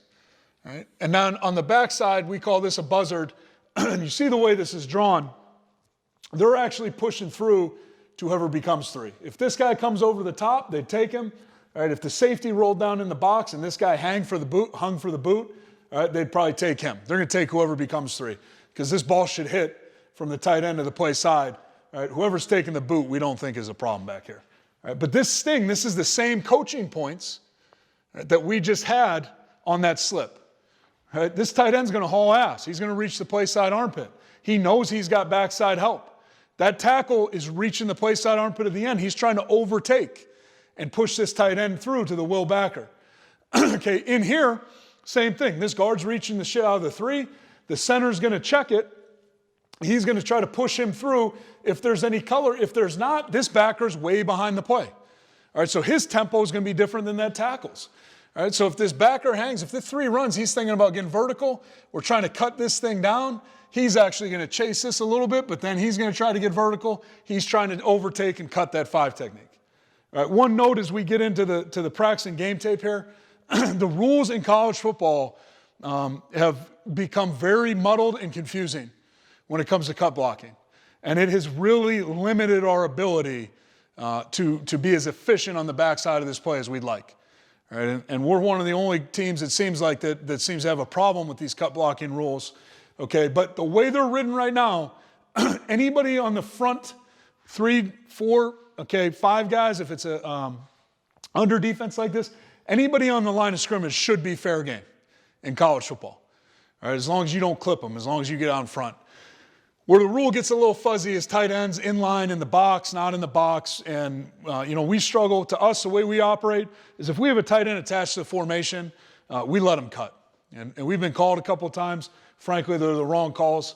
Okay, but we let them cut. So on the backside, we're trying to put these first-level defenders on the ground. We used to cut everybody. And the rules used to allow us to cut anybody within 10 yards of the line of scrimmage back there. We cut safeties. I got great highlights from like 7 years ago. We had a pretty good tackle here. It was like a sport to him, was putting safeties on the ground, running sideways.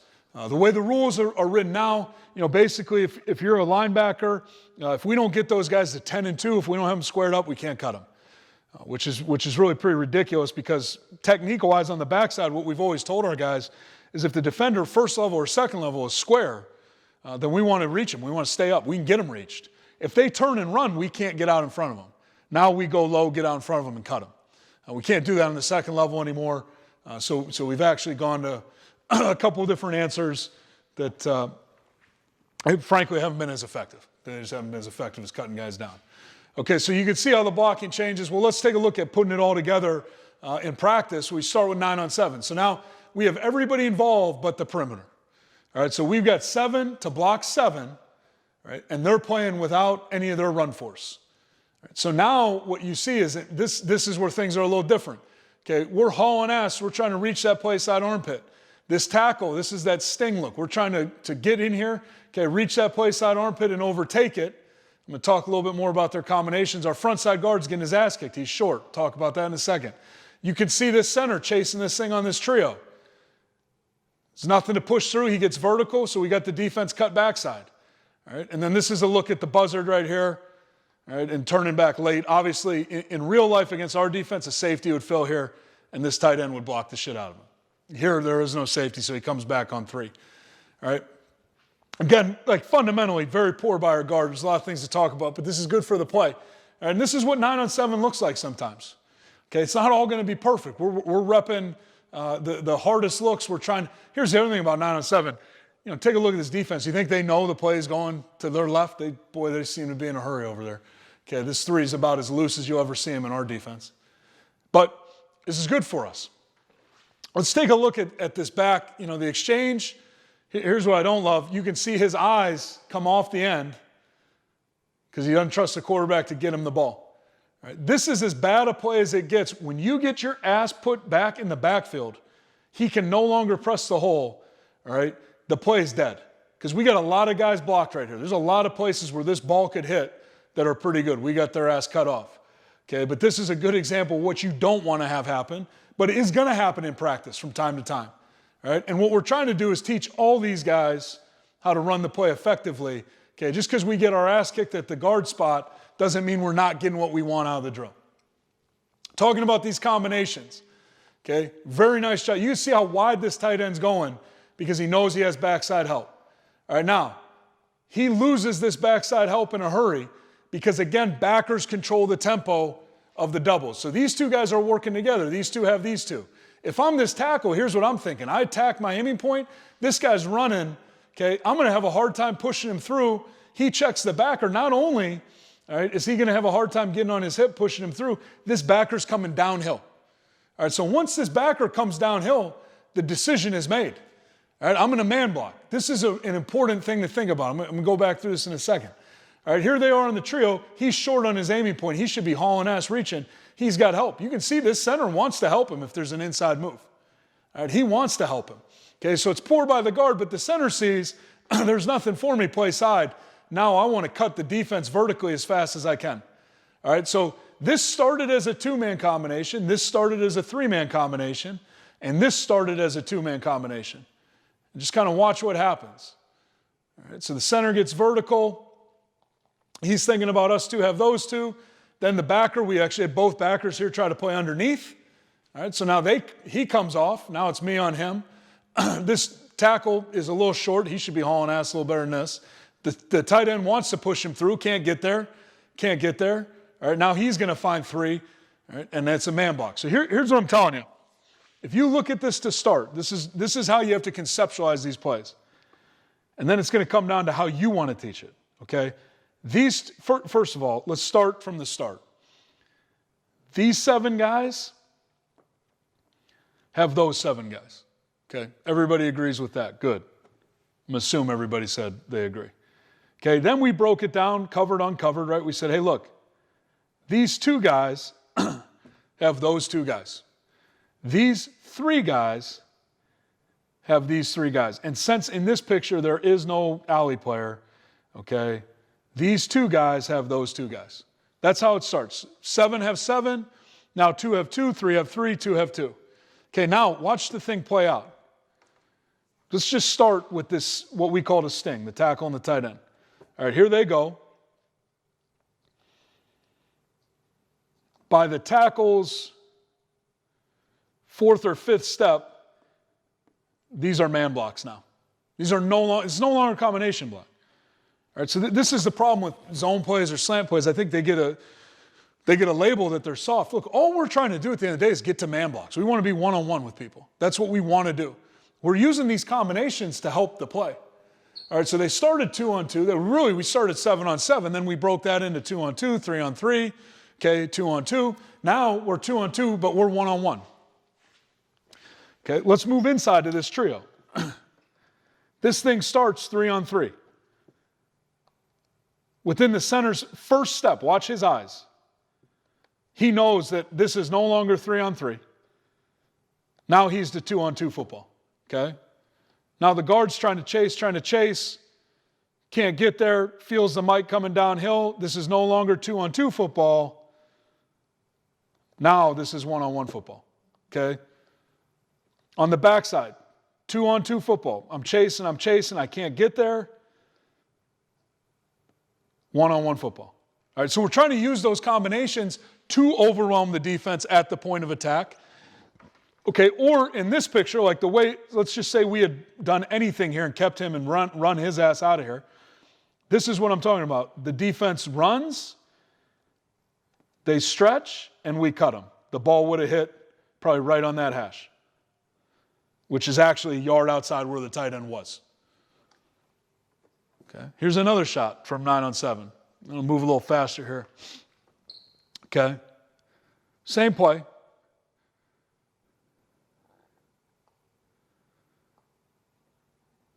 You get a little different picture by the tight end and the tackle. And this is what you want. This ends up being pretty decent by the back. I'll show you guys what I'm talking about in a second. Much better by the right guard. There's some fundamental issues that stink. You see a little different picture of the center because both the center and the tackle, the uncovered players, are getting way different keys here. Okay? And then on the backside, basically you're seeing the same thing. But this is a good picture of the back. This is what I'm talking about by patience and press. He's on a good track. There's good tempo here. He's slow too, and then he's fast through. He's reading the end. Okay? I run into this problem with the play all the time. We reach the end right here to start. Oh, then the ball should go outside. Wrong. We reach the end. Keep pressing. Okay, keep pressing. As you press, this ball is not going to get outside the end. He's hopping. Okay, he's running. He's hauling ass. So now you come off your read key to your field key, which is the next D lineman. Keep pressing. Okay, and the only argument I'd make on this thing is I think he could have maybe cut it one step earlier. But I think this is pretty damn good, getting his pad square, getting vertical. All right, and in a game, you'd like to think in a game we would have cut this thing down and gotten through, but the reality is we didn't. This guy made a nice play getting over the top, shitty by us.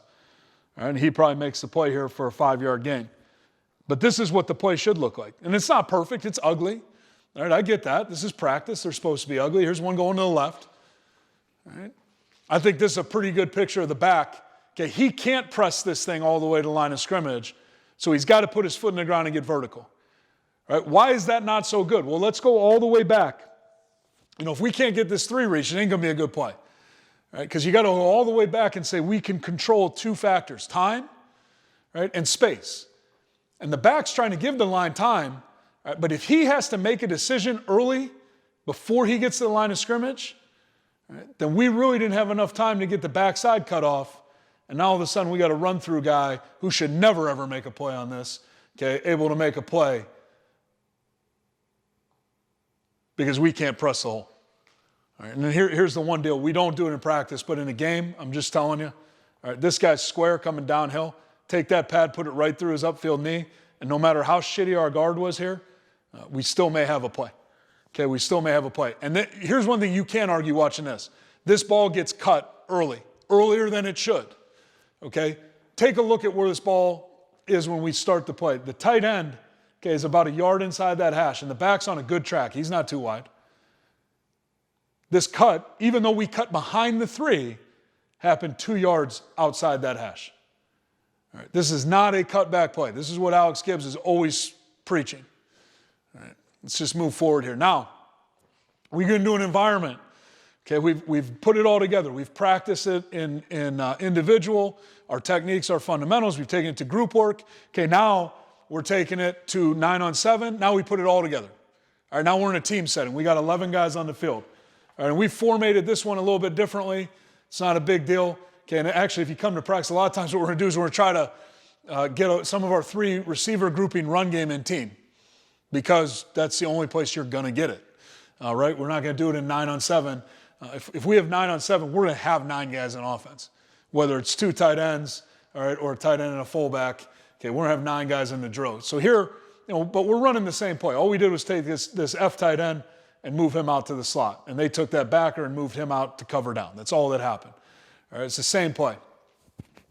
Now we're running at the shade. Take a look at this from behind here in a second, but I want to show you this is a good picture of a push crack. Now he's seeing a lot of pictures pre-snap, right? But here's your gain 2 on the backside. Right, we're just trying to gain 1. He's aiming for the opposite hash. If he could get this backer cut off, great. If he can't, keep running, take the next one. This all works because this guy should have the boot in their defense, okay, which he clearly doesn't. Because it's practice and they know we're not running naked. All right? But this is why you have to have the boot game, all right, in your action. Just like right here, okay, and this happens all the time with quarters teams, we do a nice job on this push crack. When we start pushing the corner, he bails, safety's filling, we're cracking. Okay? If they start putting this safety in a position where we can't get to him, then we show him this action and throw a post ball in behind him. All right? So whether we're going to deal with this guy who we can't block, right, by nakeding and booting, which you can see right here, or We're going to deal with this guy right here if he gets in a position we can't block by replacing him with a throw, or if they use the corner and we can't get to him, beating him with a throw. All right, that's why the play action game is so important. There is no magic bullet. All right, they can outnumber you. They can put guys in positions where you can't block them. You have to understand that. All right, you have to accept that. And more importantly, you better have a plan to deal with that. All right, so taking a look at this from behind, okay, here's that under surface. All right, so right here, these two guys have those two guys. Okay, these three guys actually have these three guys, or you'll see right here, if the will had jumped in here, they would have those three. Okay, but you get a pretty good picture right here. Here's our tight end. He's attacking that outside backer. All right, we're reaching the shit out of this end. This fundamentally is not perfect, but we're trying to reach this guy. Okay, he runs. The back's on a good track. I thought this was a really good job by this guard. You're not going to push this guy through. His footwork stinks, but you're not going to push this guy through. Get vertical, get the defense cut. Okay, center does a hell of a job of reaching this nose up and staying on the line of scrimmage so we can run this play. All right, really, probably back here, if he's got to make a decision, to me, this is two. This guy's not two. He's trying to live in both worlds. Come back, cut the ever-loving shit out of this guy in a game. All right, but that's probably a crackback now. And you see that the back controls the tempo of all this. The back's doing a great job. The line's winning the line of scrimmage, so the back can control the tempo, patience, press, all right? But he's controlling the time. He's manipulating that time. The line's manipulating the space.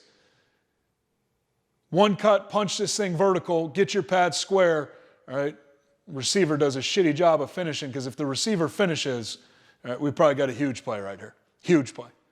This is how it all works together. We're not just kicking anybody's ass right here necessarily. It's not like one guy's just making a great block, okay? But we're buying time for this defense to have a problem. And if you really look at this thing, okay, they got a huge problem right here. If this receiver finishes, they're gapped out. Okay, this guy should have not run over the top of this block. But that's going to happen defensively. That's what we're trying to get him to do, make mistakes.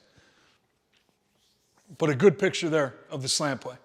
All right, that's a little tighter version of the same play. All right, here, same play. We're going to left. It's team now. Actually, let me rewind this to the wide. All right, so now we're in team. Same thing. Here's a push crack. Okay, well, now we get a little different look. They're playing half field. Okay, so this corner is the force player. We push. All right, the corner takes it. We stay with the corner. On the backside, same rule here. He's trying to gain. He's trying to work to that hash, and he's actually going to end up blocking the corner. He can't get the safety right here. Okay, so the two guys we can't block in this picture, okay, the safety, and actually, you know, you'll see us push through on the backside. This is what I was talking about with pushing through to three. Okay, in a game, this tight end would go low, cut this guy, but he's up on three right here. That's the boot player who doesn't have the boot either. We need to probably think about running the boot. Okay, but the quarterback's holding him with the boot action. You can see his eyes. So we can't block him, we can't block him. Well, we're saying if we block this play correctly on the front side, which we'll get in here and look at this, fuck him, he can't make the play. All right, he's got responsibility for the quarterback. We're going to hold him with the quarterback. And yeah, we won't block this guy, but if we can get our running back on a safety playing half field, right, at 18 yards of depth, inside the numbers, I like our odds. Okay, worst case scenario, make 10 yards right here. So it goes back to what we had 9 on 7. These two have those two. These three have these three. These two actually have these two, okay? Pretty good picture right here. It's really pretty good, okay? End runs. Back keeps pressing, keeps pressing. This ball is snapped on the 29. I'm sorry, on the 31. And the back makes the cut on the 31. And really, in a game, you know, maybe not. But I'd like to think right here, what we really should have thought about is keep pressing this thing through and get the center through on this. But there's a lot of nuance to this play. It's hard. I always actually am hesitant to clinic on this play because it's really hard to coach it in less than, 2 months. Honestly, it takes a lot of reps, takes a lot of work. We should be pushing this thing through right here. But bottom line is, if we can get this backer blocked, which obviously we can't, okay, we should have a home run. But this is the beauty of the play to me. The back does a hell of a job. We win most everywhere. And let's just say in a game, all things being equal, this guy sticks the shit out of our back right here. It's probably a 6-7 yard gain. Okay. All right, here's one last shot from practice. Run to the left here. This is a good picture just because the defense misfits this. So they're screwed up here, clearly. And that's good. This is a good picture of how this thing should go down. I've skipped our push crack, but he's ending up on the corner again. Okay, this is really a good picture of the tight end just getting vertical, building a wall. All right, the back knows this ball is going outside, but he keeps pressing. And I would even argue that what he should have done is get vertical in this alley right here. Okay, but we get picked off. We can't get clean through this thing because the defense is a little bit misfit. But there's a good picture of that combination block on the front side. Okay, it's really not bad. All right, now, this is the last thing. It's just a couple clips I'll leave you guys with, and I'll buzz these pretty quick talking about them. Okay, but now you get into a game situation. So, we've worked, we've shown you everything. Now we're into the finished product. All right, and this look actually is very similar to the look we had that first team clip of practice that I showed you. All right, we're actually running this thing against a 7-man box. So we have 6 to block 7. Okay, this end, we're going to try to hold him with the boot. You'll see here is about 0 respect for it. We come back later and do take advantage of it. Okay, and then over here, this receiver, that whole push-crack world, okay, if we're running this play against a 7-man box, he's blocking man on out here. There's nothing for him to crack on. All right, and they're playing man coverage, so he actually goes to a technique of running this guy off. We put a little bubble on the backside, not important. All right, what I really want to focus on is when we watch this thing from behind, okay, the blocking scheme. But this is a great picture, right? We're running a C-gap play. We're running the slant play. We're trying to get on the perimeter, trying to overwhelm the defense at the point of attack, okay, or stretch them and cut them on the backside. But I talked about at the very beginning, this play doesn't work if we don't win the line of scrimmage. Okay, so right here, the guy that's probably closest to not winning the line of scrimmage is the tight end. But the good news is even the tight end keeps this asshole on the line of scrimmage. All right, the front side of this play is getting caved in. All right, getting caved in. And I think this is Nebraska. All right. So right here, look, it's a little different. We got a 4-eye, but we've made the same call that we made earlier. This is a slip here. These two have these two. He's got him. These 3 have these 3. And just watch this thing shake out, combination-wise. All right, we got the end reached. Mike overruns it. Guard pushes him through. Okay, the center never really gets the nose reached, but gets his ass moved. Okay, the guy that ends up cutting the defense for us here is that backside guard. Okay, you can see him right here. And he can't push the center through, so he starts getting vertical, trying to push this thing through. We can't even block this guy. All right, but the thing that makes this is we're winning on the front side on the line of scrimmage. The back does an excellent job right here of pressing the hole. All right, so again, this ball is snapped up there on the 27. Back makes the cut on about the 28. So it's about a yard behind the line of scrimmage. All right, but he's pressing. His read keys reach, but he can't get outside of it. All right, he keeps pressing. If you like it, take it. There it is. You get vertical for about 8 yards right here, okay, against a box that we cannot fully block. So this is what we're looking for out of this play. This is what we're trying to get out of this play. Again, talking about where the ball hits, okay. Here's the initial alignment of the tight end right on the top edge of this Big Ten logo. Ball hits on the bottom edge of the Big Ten logo. So just be clear about conceptually what we're talking about with this slant play.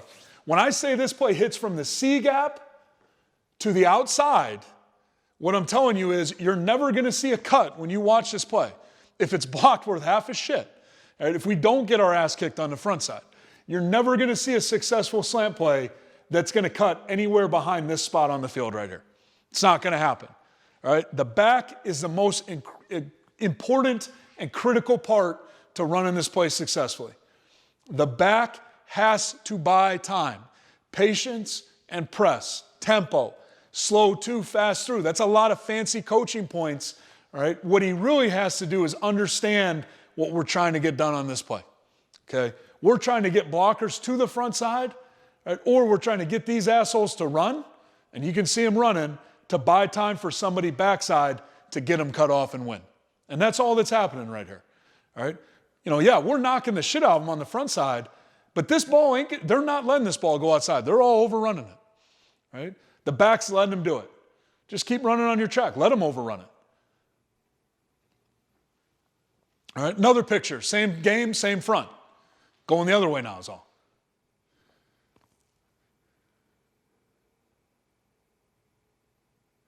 little different picture. Now, look, we can't block this guy, and clearly he's not real worried about the boot.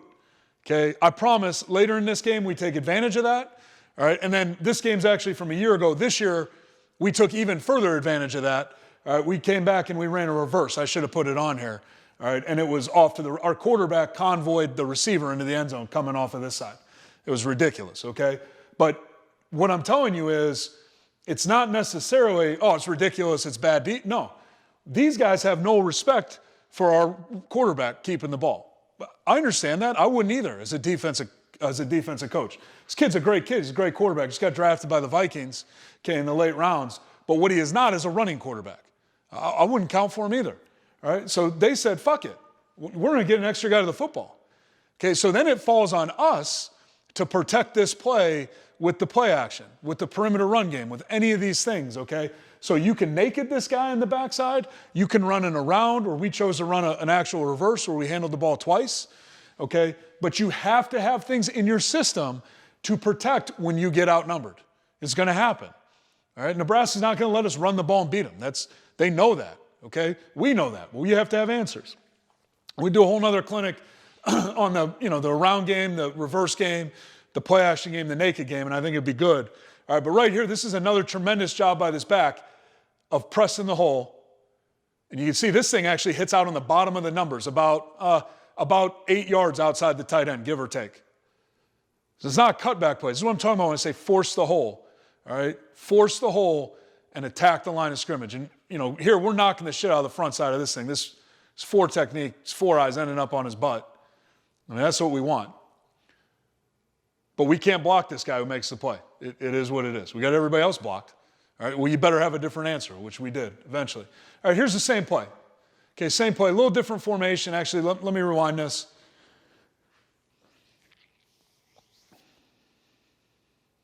So this is a good picture of this receiver up here making a mistake, in my opinion. Push crack. He pushes it. He's thinking crack, which is wrong. If he pushes this corner, the guy didn't bail, right? Block his ass. He's the force element. We want to run on him, not on him. Now, the good news is we kicked the shit out of the line so bad that it doesn't matter. All right? They end up screwed up, and it ends up that the receiver made a great decision because the corner got lost. I wouldn't bet on that. I wouldn't count on that. That's not right. That's not what we want. What we should have is this back playing one-on-one with this safety in the hole right now. Okay? Right now. And I actually think we might have scored if that had been the case, honestly. All right, on the backside, he's treating this like man coverage, which I cannot for the life of me understand. All right, this, that's a whole different conversation. All right, but, I wish it was all perfect. It's not. He should be gaining, attacking the shit out of this hash, probably taking the half-field safety and running over the top. Take a look at the front. This is actually an under front that we're running it at. Okay, it's probably over to them, but it's under to us as we run this thing. And they got a real problem stacking the Mike linebacker backside. They have a few issues here, okay? But let's start on the front side. It's a really nice job. And this is what I'm talking about when I talk about the backer controls the tempo of the combo block. This backer is 2 gaps removed from the guard. So if there's no chance he's going to push this end through, just get vertical. We got the defense cut. Center does a great job outworking the nose, getting vertical, all right, getting his ass cut. This is what I'm talking on the backside with cut blocks. All right, this is what we're looking for. This is a shitty cut by a first-round pick. He should take about 3 more steps before he throws that that backside pad through this guy's upfield knee and puts his ass on the ground. All right, but we get what we want on the front side. We don't cut him here, so this is what I'm talking about. Just conceptually, we're stretching the defense on the front side, and we're cutting the pursuit off on the backside. That's all we're trying to do. And this all comes down to the back. Pivot, go. You can see his eyes never come off the end. Again, like I could nitpick anything, fellas. I think the back's in a little bit of a hurry here. All right, I think he should have a little bit more tempo off this exchange, and then the cut wouldn't have to be so drastic right there. His body would be under control. All right, but again, one thing I learned coaching the backs for a year, don't overcoach backs. All right, don't overcoach backs. Hard to argue with this decision, so don't overcoach his ass too much. But this is what you're looking for out of the play. Stretch him, cut him. That's it. Put the back one-on-one with the least dangerous player, which we didn't do here because the receiver busted, frankly. If the back, just imagine the back playing one-on-one with this safety right here and the receiver not in the picture, there's no chance that guy makes the tackle. No chance. All right, we helped him out by coming in there and blocking him, and the back didn't know where to run. All right, we got another problem. All right, now, sorry, here's another shot. This is against an over defense, okay, an over type look. We'll see this from behind. But again, just look at the line of scrimmage. All right, I'm going to tell you right now, I watch a play like this. We knock down the edge and win the line of scrimmage. I know this play's making yards. Spoiler alert, I know how this is going to end. We're going to like this play. Okay, take a look at this receiver. This is a classic picture, right, of half of nothing. Right, like you're not, well, I shouldn't say it that way. He ends up making a good decision, in my opinion. This is a classic picture of a cloudy read. Right, you're pushing on the corner, he's bailing. So now you should think about cracking the safety, who's not in a hurry. Right, but the receiver ends up making a good decision, cracks the safety. We put the ball on the least dangerous defender. Right? Again, this guy has the boot. We're not blocking him. We're pushing the tackle through here. Corner's trying to cut this thing. The receiver, who looks like he's definitely taking the playoffs, trying to cut this thing off. All right, this guy makes a great block, and now we're on the least dangerous defender. That's a great play, in our opinion. That's a shitty play by the back, because if we put you on a corner who's bailing, we expect you to make this guy miss. Hard to argue with 9 yards, but this is what you're looking for out of the play. Okay, so take a look at this thing. These two have these two, right? Sting. These three have these three, right? Trio. Okay, these two have these two, actually, right? Or if he played outside and he ran, okay, they would have those two, but they have whoever becomes 2 and 3, one of these guys. Great job by the center. Guard snatches the shit out of the 3. Center's on his backside hip. Let's go. We're rolling. We're pushing it through to 41 now. Puts a little pressure on this guy backside. And I think we're a hair short on this cut, personally. I don't think this is great. We're getting the tackle through on the backside. And this is what I'm talking about. In the old days, we would cut the shit out of that guy. It was a thing of beauty. It was gorgeous, right? In today's world, we can't do that. Okay, so it is what it is. But we've got the defense cut. Okay, so we won here, sort of, not really. Okay, but we definitely won here. We won here. The good news is right here, it's never going to get back on any of those guys because we kicked the shit out of the edge. All right, so we're overwhelming the defense at the point of attack. This is what we want. So the ball C-gap to outside. This ball stays outside. He can stay on his track as long as he can. So when the ball goes outside, the running back is going to stay on his track until he can't anymore, until he's forced to get vertical, right? Or until he hits the sideline. Then he should get vertical and run the end zone. I've only seen one of those where he just keeps running all the way to the sideline and then hits it vertically for a touchdown. That's pretty rare. All right, so now they get this backer over the top trying to contain the ball. Tight end takes him for a ride. Put our foot in the ground. This thing hit on the bottom of the numbers. All right. So I think there's a misconception sometimes that the slant play or the outside zone is some kind of stretch play. It is not a stretch play.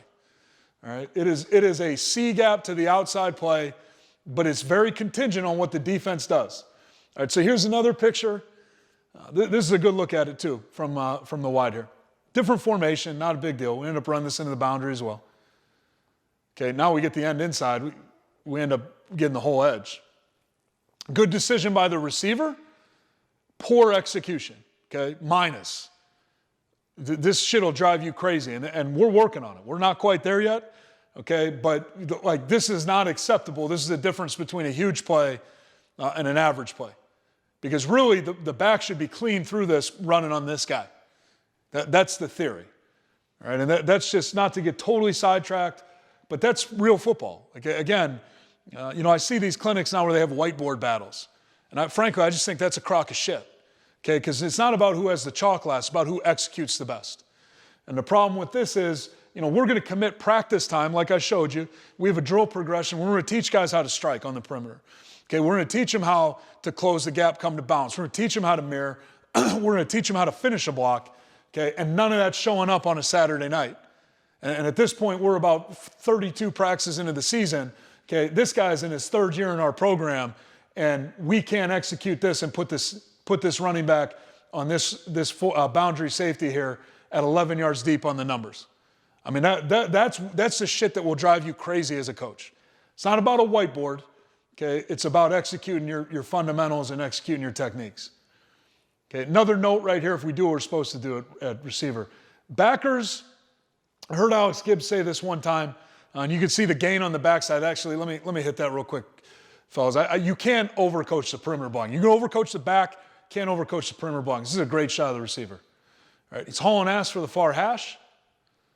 Okay, and really, you'd think he should probably end up on this guy. This guy closes, just take him. No problem. We'll let this guy go. But again, you get a good picture here, and we actually hit a naked later on these guys. This is the perfect team to naked. Nobody has the flat out here. All right, if he releases, okay, nobody has the quarterback, nobody has the flat. He releases, we're going to have a nice pitch and catch for a lot of yards out there. Okay, but that's the shit that will drive you crazy as a coach, all right, is not executing. I heard Alex Gibbs one time talk about linebackers. And he was talking about NFL linebackers, but he said 8 times out of 10, okay, a good linebacker is going to try to play underneath you, not over the top. And so here's a good picture of that happening. The good news is when a linebacker plays underneath you, right, like what's happening to our right tackle right here, and I'm going to get into this in a second. Okay, but what's happening to our right tackle right here, when this linebacker goes to play underneath him, he should have anticipated this a little bit better, but if you just get a piece of him, that guy should never make the play. He should never be able to get there. Okay, now, just talking about our combos. Okay, these 2 guys have these 2 guys. These 3 guys have those 3 guys. He's basically got whoever becomes 2 on the backside. He's going to chase that play side gap first. All right, and you can see our guard actually pushing through to the backer who's ends up getting blocked by the receiver. But, okay, we've made a call here. Like I think this is important to hit on. All right, so we knew these guys were a big boundary pirate team. So to us, pirate is the 6 and the 3, okay, on a pinch stun inside. We knew that these guys were in a pirate. That's how they were going to resolve gaps over here in their cover 2 stuff. Okay, so what we did was over here we made, okay, what we call a homer call. All right, so remember we had a triple call when the guard was uncovered to tell the tackle that, hey, even though you're covered, you're going to work over here on the play side with that tight end. Okay, so instead of having a sting and a trio, what we've actually said here is we have a homer. All right, so triple was 3 guys. A homer is 1, 2, 3, 4 guys. It's including everybody. So really what a homer is this sting plus that trio. Okay, so you 4 guys right here now have these 1, 2, 3, 4 guys. Okay, because really the way this thing is working, here's 1, 2, and 3. Here's 0, here's 1. But we all know on the snap, right, this guy's probably going to become 0, this guy's 1. All right, and here's 2. So what we've done here is we've actually worked a combination where these 1, 2, 3, 4 guys have these 1, 2, 3, 4 guys. And really these 2 guys have this guy plus whoever becomes the most dangerous on the backside. That's what we're doing here. What it's really doing is it's telling the guard who's covered, who normally would only be worried about reaching the shit out of this 3 technique, that what you actually need to do, okay, is check this end right here.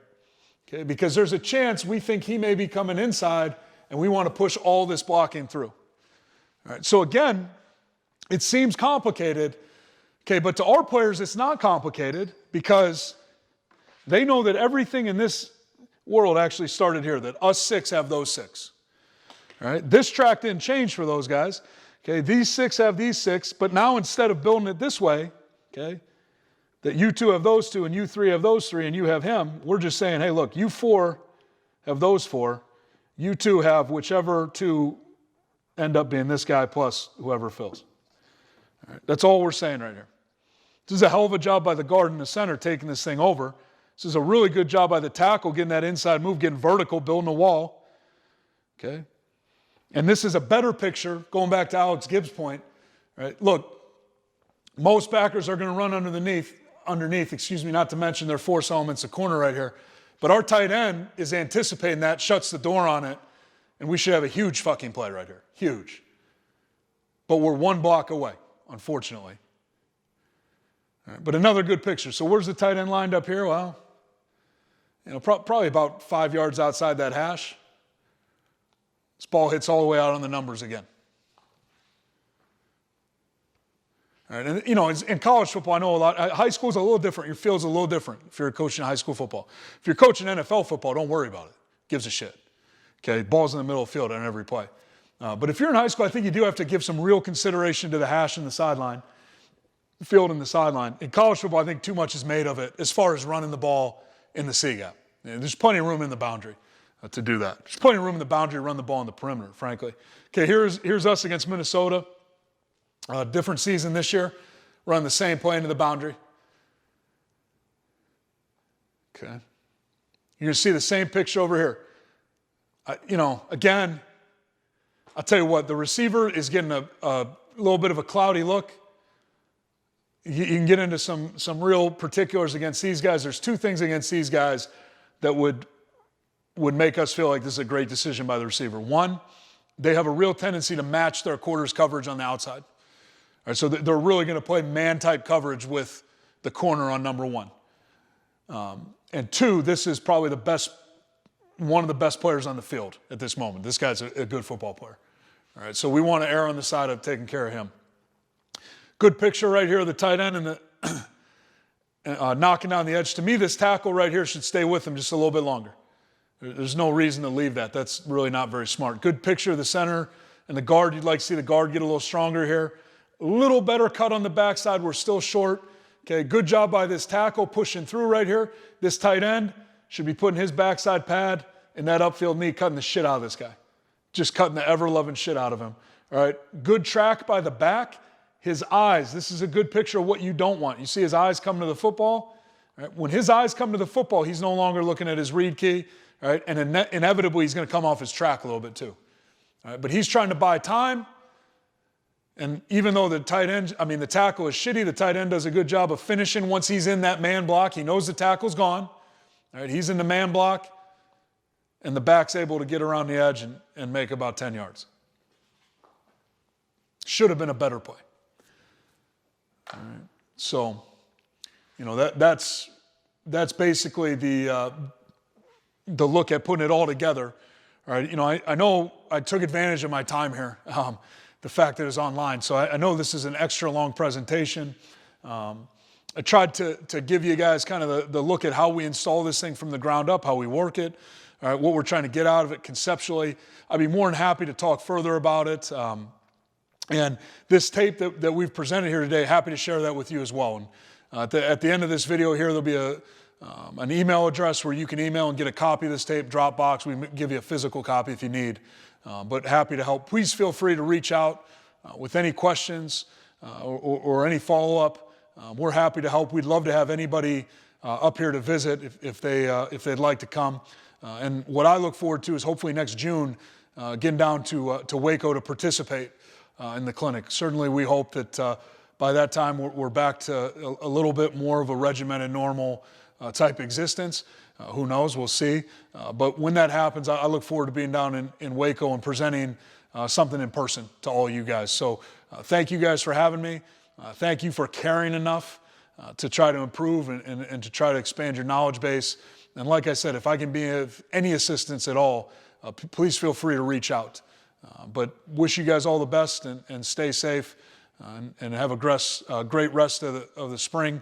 And hopefully we can move into a more normal summer and fall. But we'll see what happens. All the best to you guys.